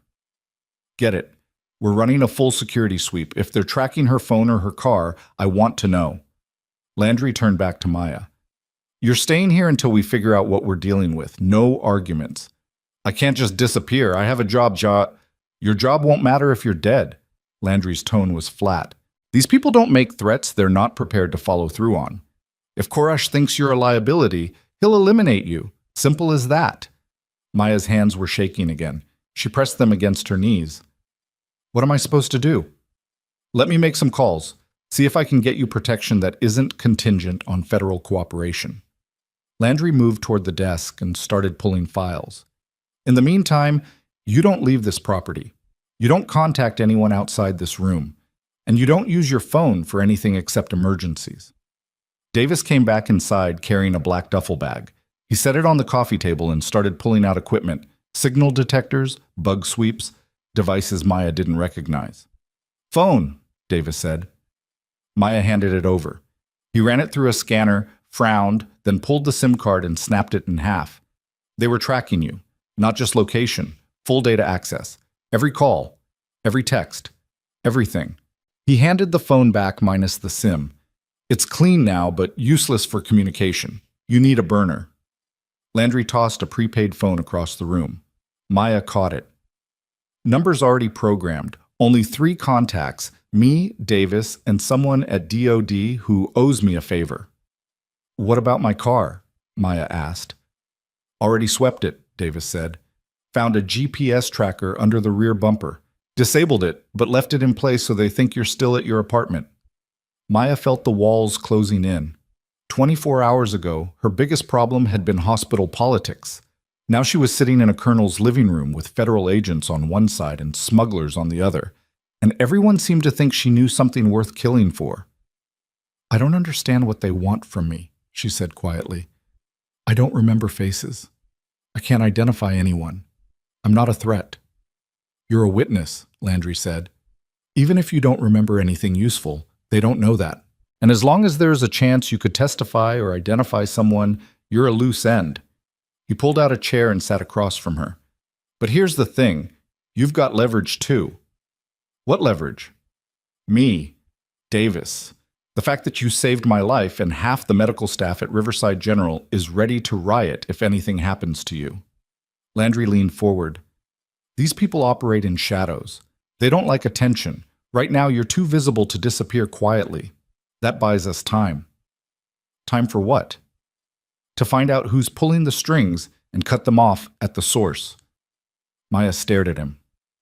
"You want to go after Korash. I want to make sure he understands that coming after you is more trouble than it's worth." Landry pulled out his phone. "I'm making some calls. You get some sleep. Guest room's upstairs, second door on the right." Maya didn't argue. She was too tired to argue. She climbed the stairs, found the room, and collapsed on the bed fully clothed. She didn't expect to sleep, but exhaustion won out over adrenaline, and when she opened her eyes again, sunlight was streaming through the window and the smell of bacon was drifting up from the kitchen. She checked the burner phone. 7 a.m. She'd slept for 6 hours. Downstairs, Landry and Davis were sitting at the kitchen table with coffee and a stack of documents spread between them.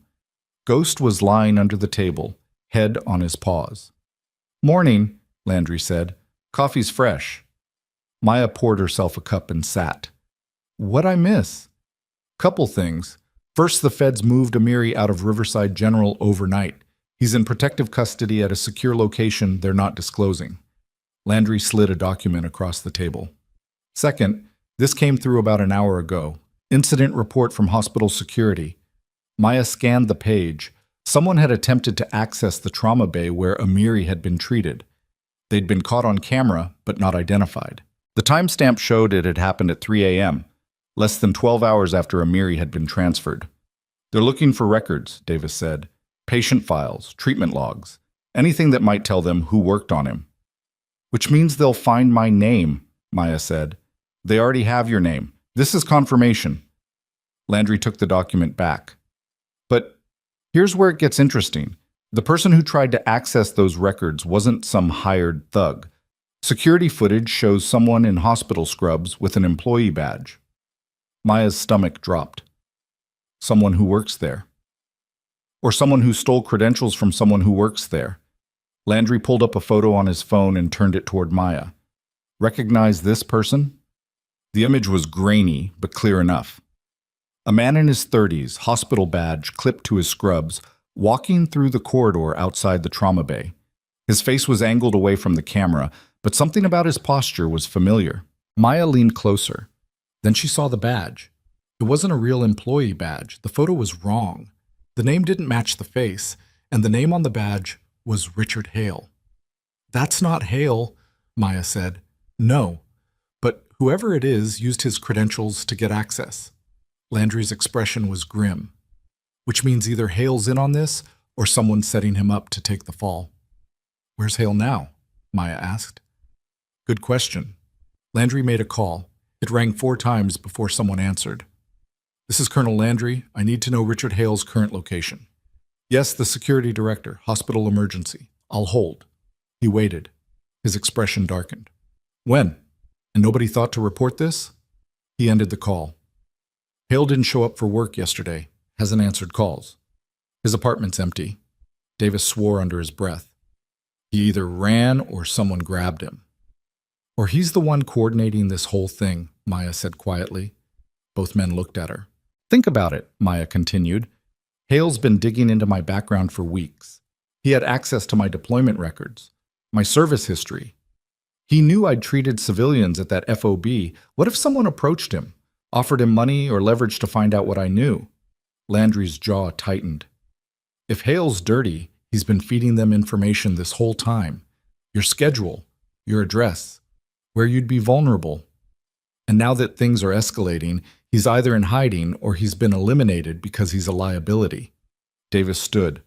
We need to find him. Either way, he's a thread we can pull. Leave that to me, Landry said. I've got contacts who can run this down faster than local PD. He turned to Maya. In the meantime, you're not going back to the hospital, not until we know who we're dealing with. I can't just stop working. You can and you will, because the moment you step back into Riverside General, you're exposed. No security, no backup. Just you in a building with 100 access points and 1,000 people coming and going. Landry's tone left no room for argument. You stay here. You stay safe. That's the deal. Maya wanted to argue, but she knew he was right. The rest of the day passed in tense waiting. Landry made calls. Davis ran through security scenarios. Maya sat in the living room and tried not to think about the fact that her entire life had been upended because she'd been good at her job. By evening, Landry had answers. Hale's car was found at a rest stop 40 miles outside Copper Ridge, he said. Keys still in the ignition, no signs of struggle, but his phone and wallet were gone. So someone grabbed him, Davis said, or he staged it to look that way. Landry set down his phone. Either scenario means he's connected to this. And if we find him, we find answers. How do we find him? Maya asked. We don't. The feds do. I talked to Agent Ross, told him about the security footage and Hale's disappearance. He's opening a formal investigation into whether Hale was compromised. Landry looked at Maya. Which means you're officially a protected witness. Ross is assigning a security detail. Maya's chest tightened. For how long? Until they wrap this up. Could be days, could be weeks. I can't live like this for weeks. You can, and you will. Because the alternative is ending up like Hale. Landry's expression softened slightly. I know it's not fair. I know you didn't ask for this. But you're in it now, and the only way out is through. That night, Maya lay in the guest room staring at the ceiling and trying to figure out how everything had gone so wrong so fast. She'd come to Copper Ridge to disappear, to work quietly, and build a life that didn't involve questions about where she'd been or what she'd seen. Instead, she'd become the center of a federal investigation, a target for people who killed witnesses, and a problem for hospital administrators who valued compliance over competence. Her phone, the burner Landry had given her, buzzed. Unknown number. She almost didn't answer. Then she remembered the last unknown call and what had followed. She answered. Maya Reeves? The voice was different, female, professional. Who is this? Agent Ross gave me your number. My name is Special Agent Karen Mitchell. I'm with the task force handling the Amiri case. A pause. We need you to come in tomorrow morning. There's been a development. Maya sat up. What kind of development? The kind we don't discuss over the phone. Be at the federal building in Missoula by 9 a.m. Come alone. Don't tell anyone where you're going. I'm under protection. Landry assigned. Landry doesn't have jurisdiction here. This is a federal matter. Mitchell's tone hardened. 9 a.m. Don't be late. The line went dead. Maya stared at the phone. Something about the call felt wrong. The tone, the directive to come alone, the insistence on secrecy. She went downstairs. Landry was still up, sitting at the desk with Ghost at his feet. I just got a call, Maya said. Someone claiming to be a federal agent. Wants me to come to Missoula tomorrow morning, alone. Landry's expression went cold. What name did they give? Karen Mitchell said she's with the task force. Landry pulled out his phone and made a call. It was answered immediately. Ross, this is Landry. You have an agent named Karen Mitchell on your task force. He listened. His jaw tightened. That's what I thought. Yeah, we've got a problem. He ended the call and looked at Maya. There's no agent named Karen Mitchell, and the task force isn't operating out of Missoula. Maya's blood turned to ice. Then who called me? Someone trying to get you isolated. Landry stood. They're making a move, tomorrow morning, and they wanted you alone and unprotected when it happened. Davis appeared in the doorway. We need to flip this. Agreed, Landry said. They set a trap. We turn it into an ambush. He looked at Maya. How do you feel about bait? Maya's heart was pounding, but her voice came out steady. Tell me what you need me to do. The plan was simple in the way military operations were simple. Clear objectives, defined roles, and the understanding that everything could fall apart the moment contact was made. Maya would drive to Missoula alone, following the route the fake agent had implied. Landry and Davis would shadow her in a separate vehicle, staying far enough back to avoid detection, but close enough to intervene if things went sideways. Agent Ross and his actual team would be positioned at the federal building, ready to move the moment they had confirmation of who was behind the calls. The assumption was that whoever wanted Maya isolated would make their move during the drive, somewhere remote, somewhere they could operate without witnesses. Maya didn't sleep that night. She sat in the guest room running through scenarios, trying to prepare for outcomes she couldn't predict. By the time dawn broke, she'd decided that the worst part wasn't the danger. It was the waiting.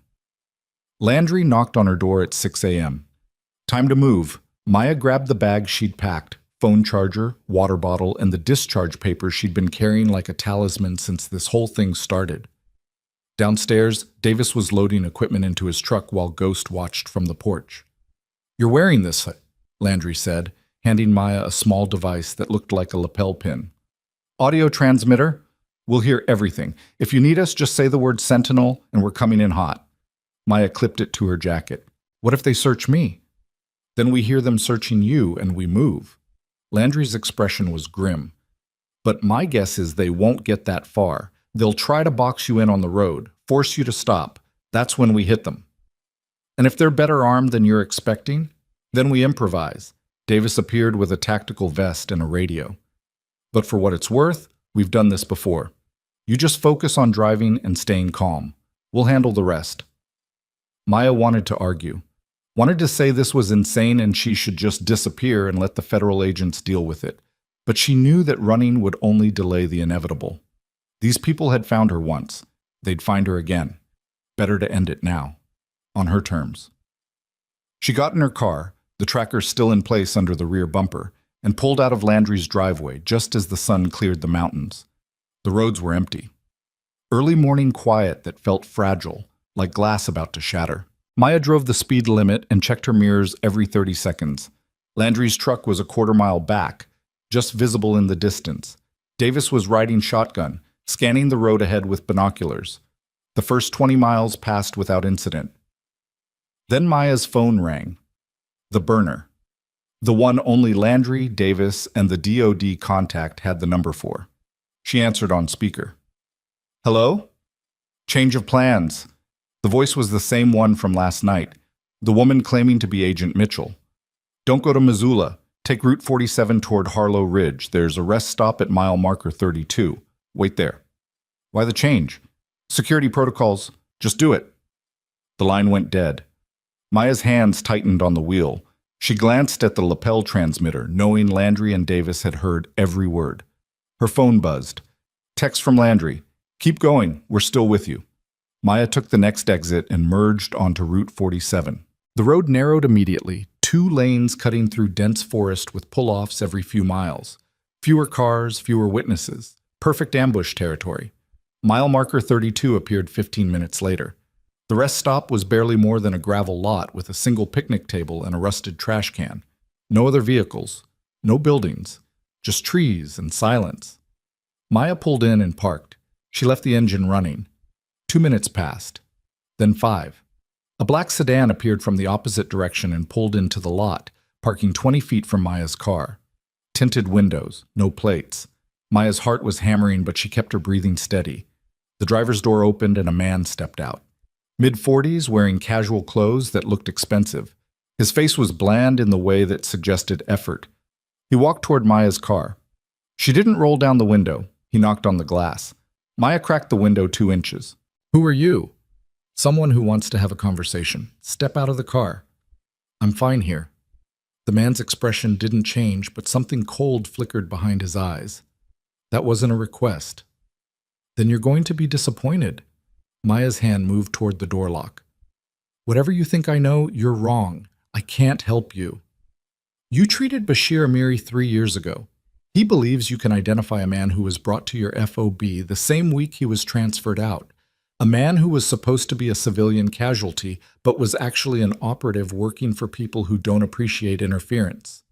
Maya's stomach dropped, but she kept her face blank. "I treated a lot of people. I don't remember." "Yes, you do, and we need to make sure that memory stays buried." The man pulled something from his jacket. Not a gun. A phone. He turned the screen toward her. The photo showed Richard Hale, bound to a chair, blood on his face, eyes wide with fear.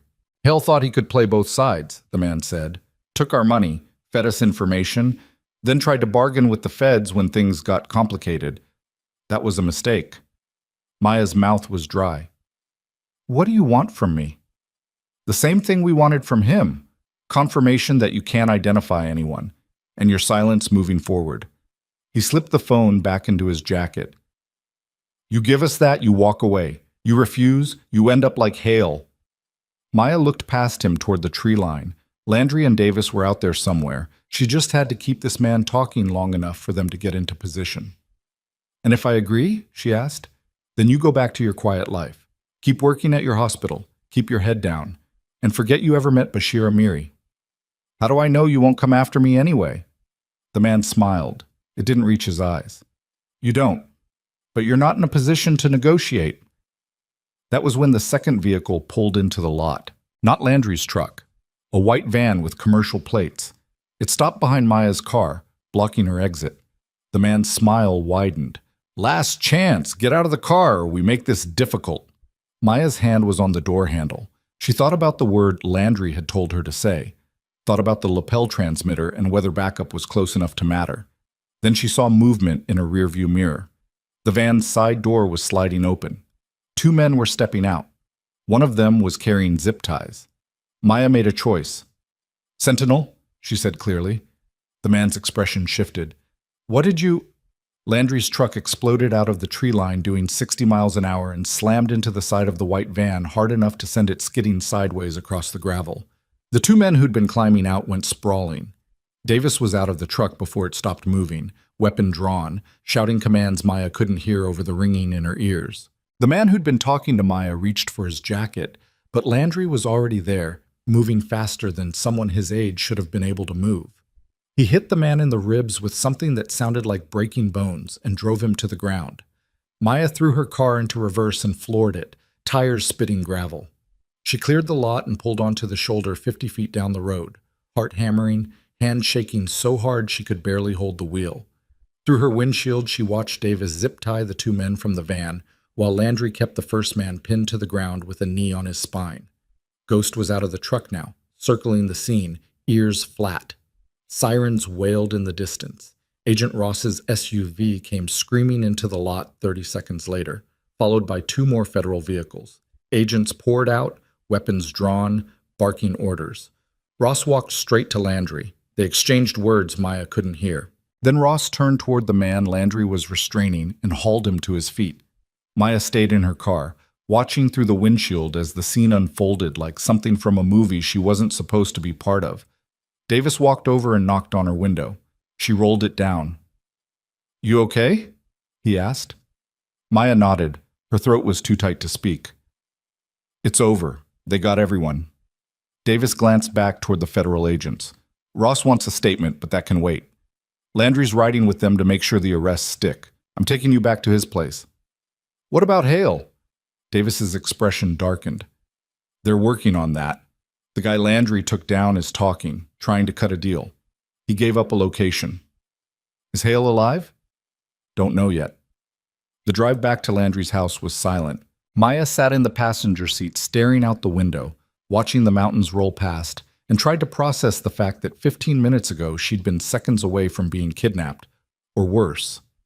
Her phone buzzed. Text from Landry. Hale's alive. Feds found him in a storage unit outside Billings, roughed up but breathing. You saved his life by not running. Maya didn't respond. She wasn't sure how she felt about saving the man who'd spent weeks trying to get her fired. By the time they reached Landry's property, the adrenaline had worn off and exhaustion had taken its place. Maya walked inside, sat on the couch, and stared at nothing. Davis made coffee. Ghost settled at her feet. Neither of them spoke. Landry came back 3 hours later looking tired but satisfied. He dropped into the chair across from Maya and exhaled hard. They're rolling up the whole network, he said. The guys from the rest stop gave up names, phone records, financial trails. Ross says this is the break they've been waiting for. What about Karash? Maya asked. Still in the wind, but his people here are done. And without local assets, he's got no way to reach you. Landry leaned forward. It's over, Maya. You're safe. Maya didn't feel safe. She felt hollowed out, like someone had reached inside her chest and removed everything that made her steady. Hale's asking to see you, Landry said carefully. Maya looked up. Why? He wants to apologize, or explain. Ross didn't give me details. Landry's expression was unreadable. You don't have to go, but he's being held at a federal facility in Missoula for debriefing. If you want answers, now's the time. Maya thought about it. Thought about Richard Hale sitting in his office, accusing her of being a security risk. Thought about the complaints and the administrative leave and the way he'd made her feel like being competent was somehow suspicious. I'll go, she said. The federal facility was an unmarked building downtown that looked like an accounting firm but felt like a bunker. Agent Ross met Maya at the entrance and led her through security checkpoints and locked doors to a small interview room. Richard Hale was sitting at a table with his hands wrapped in bandages and a bruise spreading across his left cheekbone. He looked smaller than Maya remembered, older, broken in ways that had nothing to do with the physical injuries. Ross gestured for Maya to sit. You've got 15 minutes. I'll be outside. The door closed. Maya and Hale stared at each other across the table. Thank you for coming, Hale said finally. His voice was hoarse. Maya didn't respond. Hale looked down at his hands. I owe you an explanation. You don't owe me anything, but I'm listening. Hale took a shaky breath. 6 months ago, a man approached me, said he was conducting a background check for a government contractor, asked if I'd be willing to provide information on employees with prior military service. Offered me money. A lot of money. Maya's jaw tightened. And you said yes. I said yes. I didn't think it was dangerous. I thought it was just corporate espionage. Due diligence. Hale's hands were shaking. But then he started asking more specific questions about you, about your deployment, about what you might have seen or who you might have treated, and I realized I'd made a mistake. So you doubled down, filed complaints, tried to get me fired. I panicked. I thought if I could discredit you, make you quit, they'd lose interest and leave me alone. Hale looked up. Tears were running down his face. I didn't know they were going to kidnap me. I didn't know they'd... His voice broke. Maya felt something twist in her chest. Not sympathy, not quite, but recognition. The understanding that fear made people do ugly things. You almost got me killed, she said quietly. I know. You tried to destroy my career because you were covering your own ass. I know. And now you want me to forgive you? Hale shook his head. No, I don't deserve forgiveness. I just wanted you to know that I'm sorry, and that I told the federal agents everything, every contact, every payment, every conversation. Whatever happens to me, I'm making sure they can't hurt anyone else. Maya stood. Good, because if you'd kept lying, I would have made sure everyone knew exactly what you did. She walked out before Hale could respond. Ross was waiting in the hallway. How'd it go? He talked. That's all that matters. He's cooperating fully, gave us enough to build cases against 3 intermediaries and a financial network we've been chasing for 2 years. Ross walked Maya toward the exit. For what it's worth, you did the right thing. Coming here, hearing him out. A lot of people wouldn't have. I didn't do it for him, Maya said. I did it so I could stop wondering. Outside, the sun was setting. Maya stood on the sidewalk and breathed in air that didn't smell like fear, or hospitals, or blood. Davis was waiting in the truck, engine running. Ready to go home? He asked when she climbed in. Maya nodded. Yeah, I'm ready.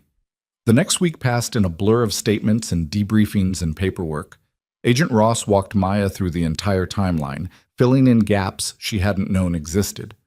The man from the rest stop was named Viktor Petrov, a fixer who'd been working for Korash for years. The men in the van were local hires, contract muscle with no loyalty beyond the paycheck. Hale was being charged with conspiracy and obstruction, but would likely avoid prison in exchange for his cooperation. Amiri was still in protective custody, his location undisclosed even to Maya. And Koresh himself remained at large, though Ross seemed confident that dismantling his network in the States had significantly weakened his ability to operate. He'll surface eventually, Ross said during their final meeting, and when he does, we'll be ready. But for now, he's someone else's problem. Maya returned to Copper Ridge 10 days after the ambush. She drove past her apartment, still feeling exposed, still not ready to go back, and headed straight to Riverside General. Patricia met her at the entrance with a hug that lasted longer than professional and eyes that looked suspiciously wet. You're back, Patricia said. I'm back. Good, because this place has been a disaster without you. The ER was exactly as Maya remembered. Too loud, too busy. Controlled chaos held together by people who knew what they were doing and cared enough to do it right. Dr. Singh spotted her and crossed the room. Reeves, welcome back. I've got a sepsis case in Bay 3 that could use your eyes. Maya pulled on gloves and followed him. The patient was a woman in her 60s, hypotensive and tachycardic, with a history that suggested pneumonia progressing to systemic infection. Maya ran through the assessment, called out findings, started fluids while Singh ordered antibiotics and chest imaging. It was routine, familiar, the kind of work she could do without thinking, and for the first time in weeks, Maya felt like herself again. Her shift ended at midnight. She was logging notes when Lawrence Pryor appeared at the nurse's station. Ms. Reeves, do you have a moment? Maya followed him to his office, wondering if this was round 2 of administrative nonsense. But when Lawrence closed the door, his expression was different, subdued, almost apologetic. I owe you an explanation, he said, and an apology.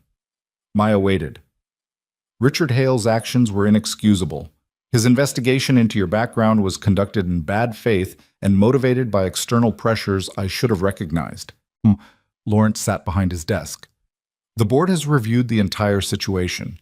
Hale's employment has been terminated, and we're implementing new protocols to prevent this kind of targeted harassment in the future.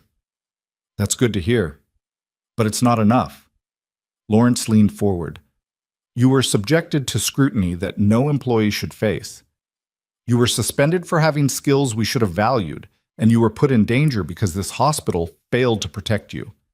Maya's throat tightened. I appreciate that. I'm not finished. Lawrence pulled out a folder. The board is offering you a formal role as Director of Trauma Services and Military Liaison. You'd oversee emergency protocols, train staff on combat-related injuries, and serve as a resource for veteran patients. It comes with a significant raise and the authority to implement programs you think are necessary. Maya stared at him. You're promoting me. I'm offering you the position you've earned. Whether you accept is up to you. Lawrence slid the folder across the desk. Take some time, think about it. But Maya, we need people like you. People who see what others miss and aren't afraid to speak up. Don't let what happened here convince you otherwise. Maya took the folder. I'll think about it. That's all I ask. She left his office and walked to her car in the pre-dawn darkness, folder tucked under her arm, and realized she was smiling. 3 months later, Maya stood in front of a room full of doctors, nurses, and medics at Riverside General and delivered the first training session on recognizing hidden battlefield trauma in civilian settings. The slides were clinical, the language was precise, but the stories she told, carefully scrubbed of identifying details, were real. A collapsed lung masked by blood loss, a vascular injury presenting as routine pain, The subtle signs of compartment syndrome that most people missed until it was too late. Doctor. Cross sat in the front row, taking notes. Patricia was in the back, arms crossed, grinning. Even Dr. Singh had shown up, looking skeptical but engaged. When the session ended, a young nurse approached Maya. "That was incredible. I've been working ER for 2 years and I've never heard anyone explain it that clearly." "Glad it helped," Maya said. "Can I ask you something?" The nurse hesitated. "The stuff about deployment, you really saw all that?" Maya thought about the question. Thought about the FOB and the patients and the nights when the incoming wounded outnumbered the hands available to treat them. "Yeah," she said. "I saw it." "How do you deal with it? The memories?" Maya looked around the room. At the people who'd fought for her when she'd been too tired to fight for herself. At the hospital that had almost destroyed her but was now giving her a platform to teach what she knew. "You use it," she said finally. "You take what you learned and you make it mean something. You don't let it define you, but you don't pretend it didn't happen either." The nurse nodded slowly. "Thank you." Maya packed up her materials and headed for the exit. Ghost was waiting in the hallway, officially registered now as a therapy dog, working with veteran patients under Landry's supervision. The colonel was leaning against the wall looking healthier than he had in months. "How'd it go?" Landry asked. "Good. People actually listened." "Of course they did. You're the one who saved my life. That carries weight." Landry pushed off the wall. "Come on, I'm buying you coffee." They walked to the cafeteria together, Ghost padding between them, and Maya realized something had shifted. The quiet nurse who'd kept her head down was gone.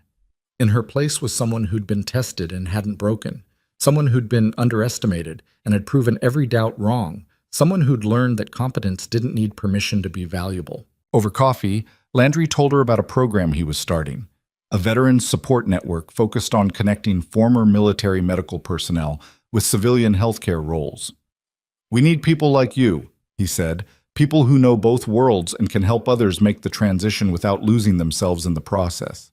You want me to help run it?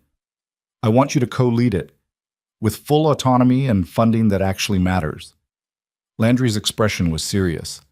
"You've got skills most people will never have, and you've got a story that needs to be told, not for sympathy, not for spectacle, but because there are hundreds of people out there who feel like they have to hide what they've done in order to be accepted. You can change that." Maya thought about the phone call that had started all of this, the man who'd known what she'd done in Kandahar, the fear that had driven her to bury her past so deep she'd almost convinced herself it didn't matter. "I'll do it," she said. 6 months after that, Maya stood on a stage at a regional medical conference and told a room full of healthcare professionals about the gap between military and civilian medicine, about the nurses and medics who came home with skills that could save lives but were treated like liabilities because their experience didn't fit inside comfortable boxes, about the cost of underestimating people who'd learned to work under impossible conditions. The applause was loud. The questions afterward were thoughtful.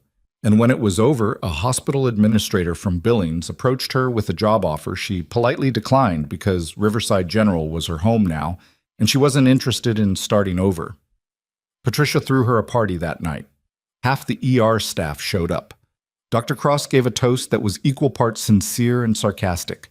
Even Dr. Singh cracked a smile. Maya stood in the corner with a beer she wasn't drinking, watching people laugh and argue and exist in the messy, complicated way humans always did, and felt something settle in her chest. She'd been afraid for so long, afraid of being seen, afraid of being judged, afraid that the parts of herself she'd tried to leave behind would define her in ways she couldn't control. But the truth was simpler and harder than fear. She was a nurse, a veteran, a person who'd seen ugliness and chosen to keep helping anyway, and that was enough. Davis found her near the end of the night. "You look like you're thinking too hard."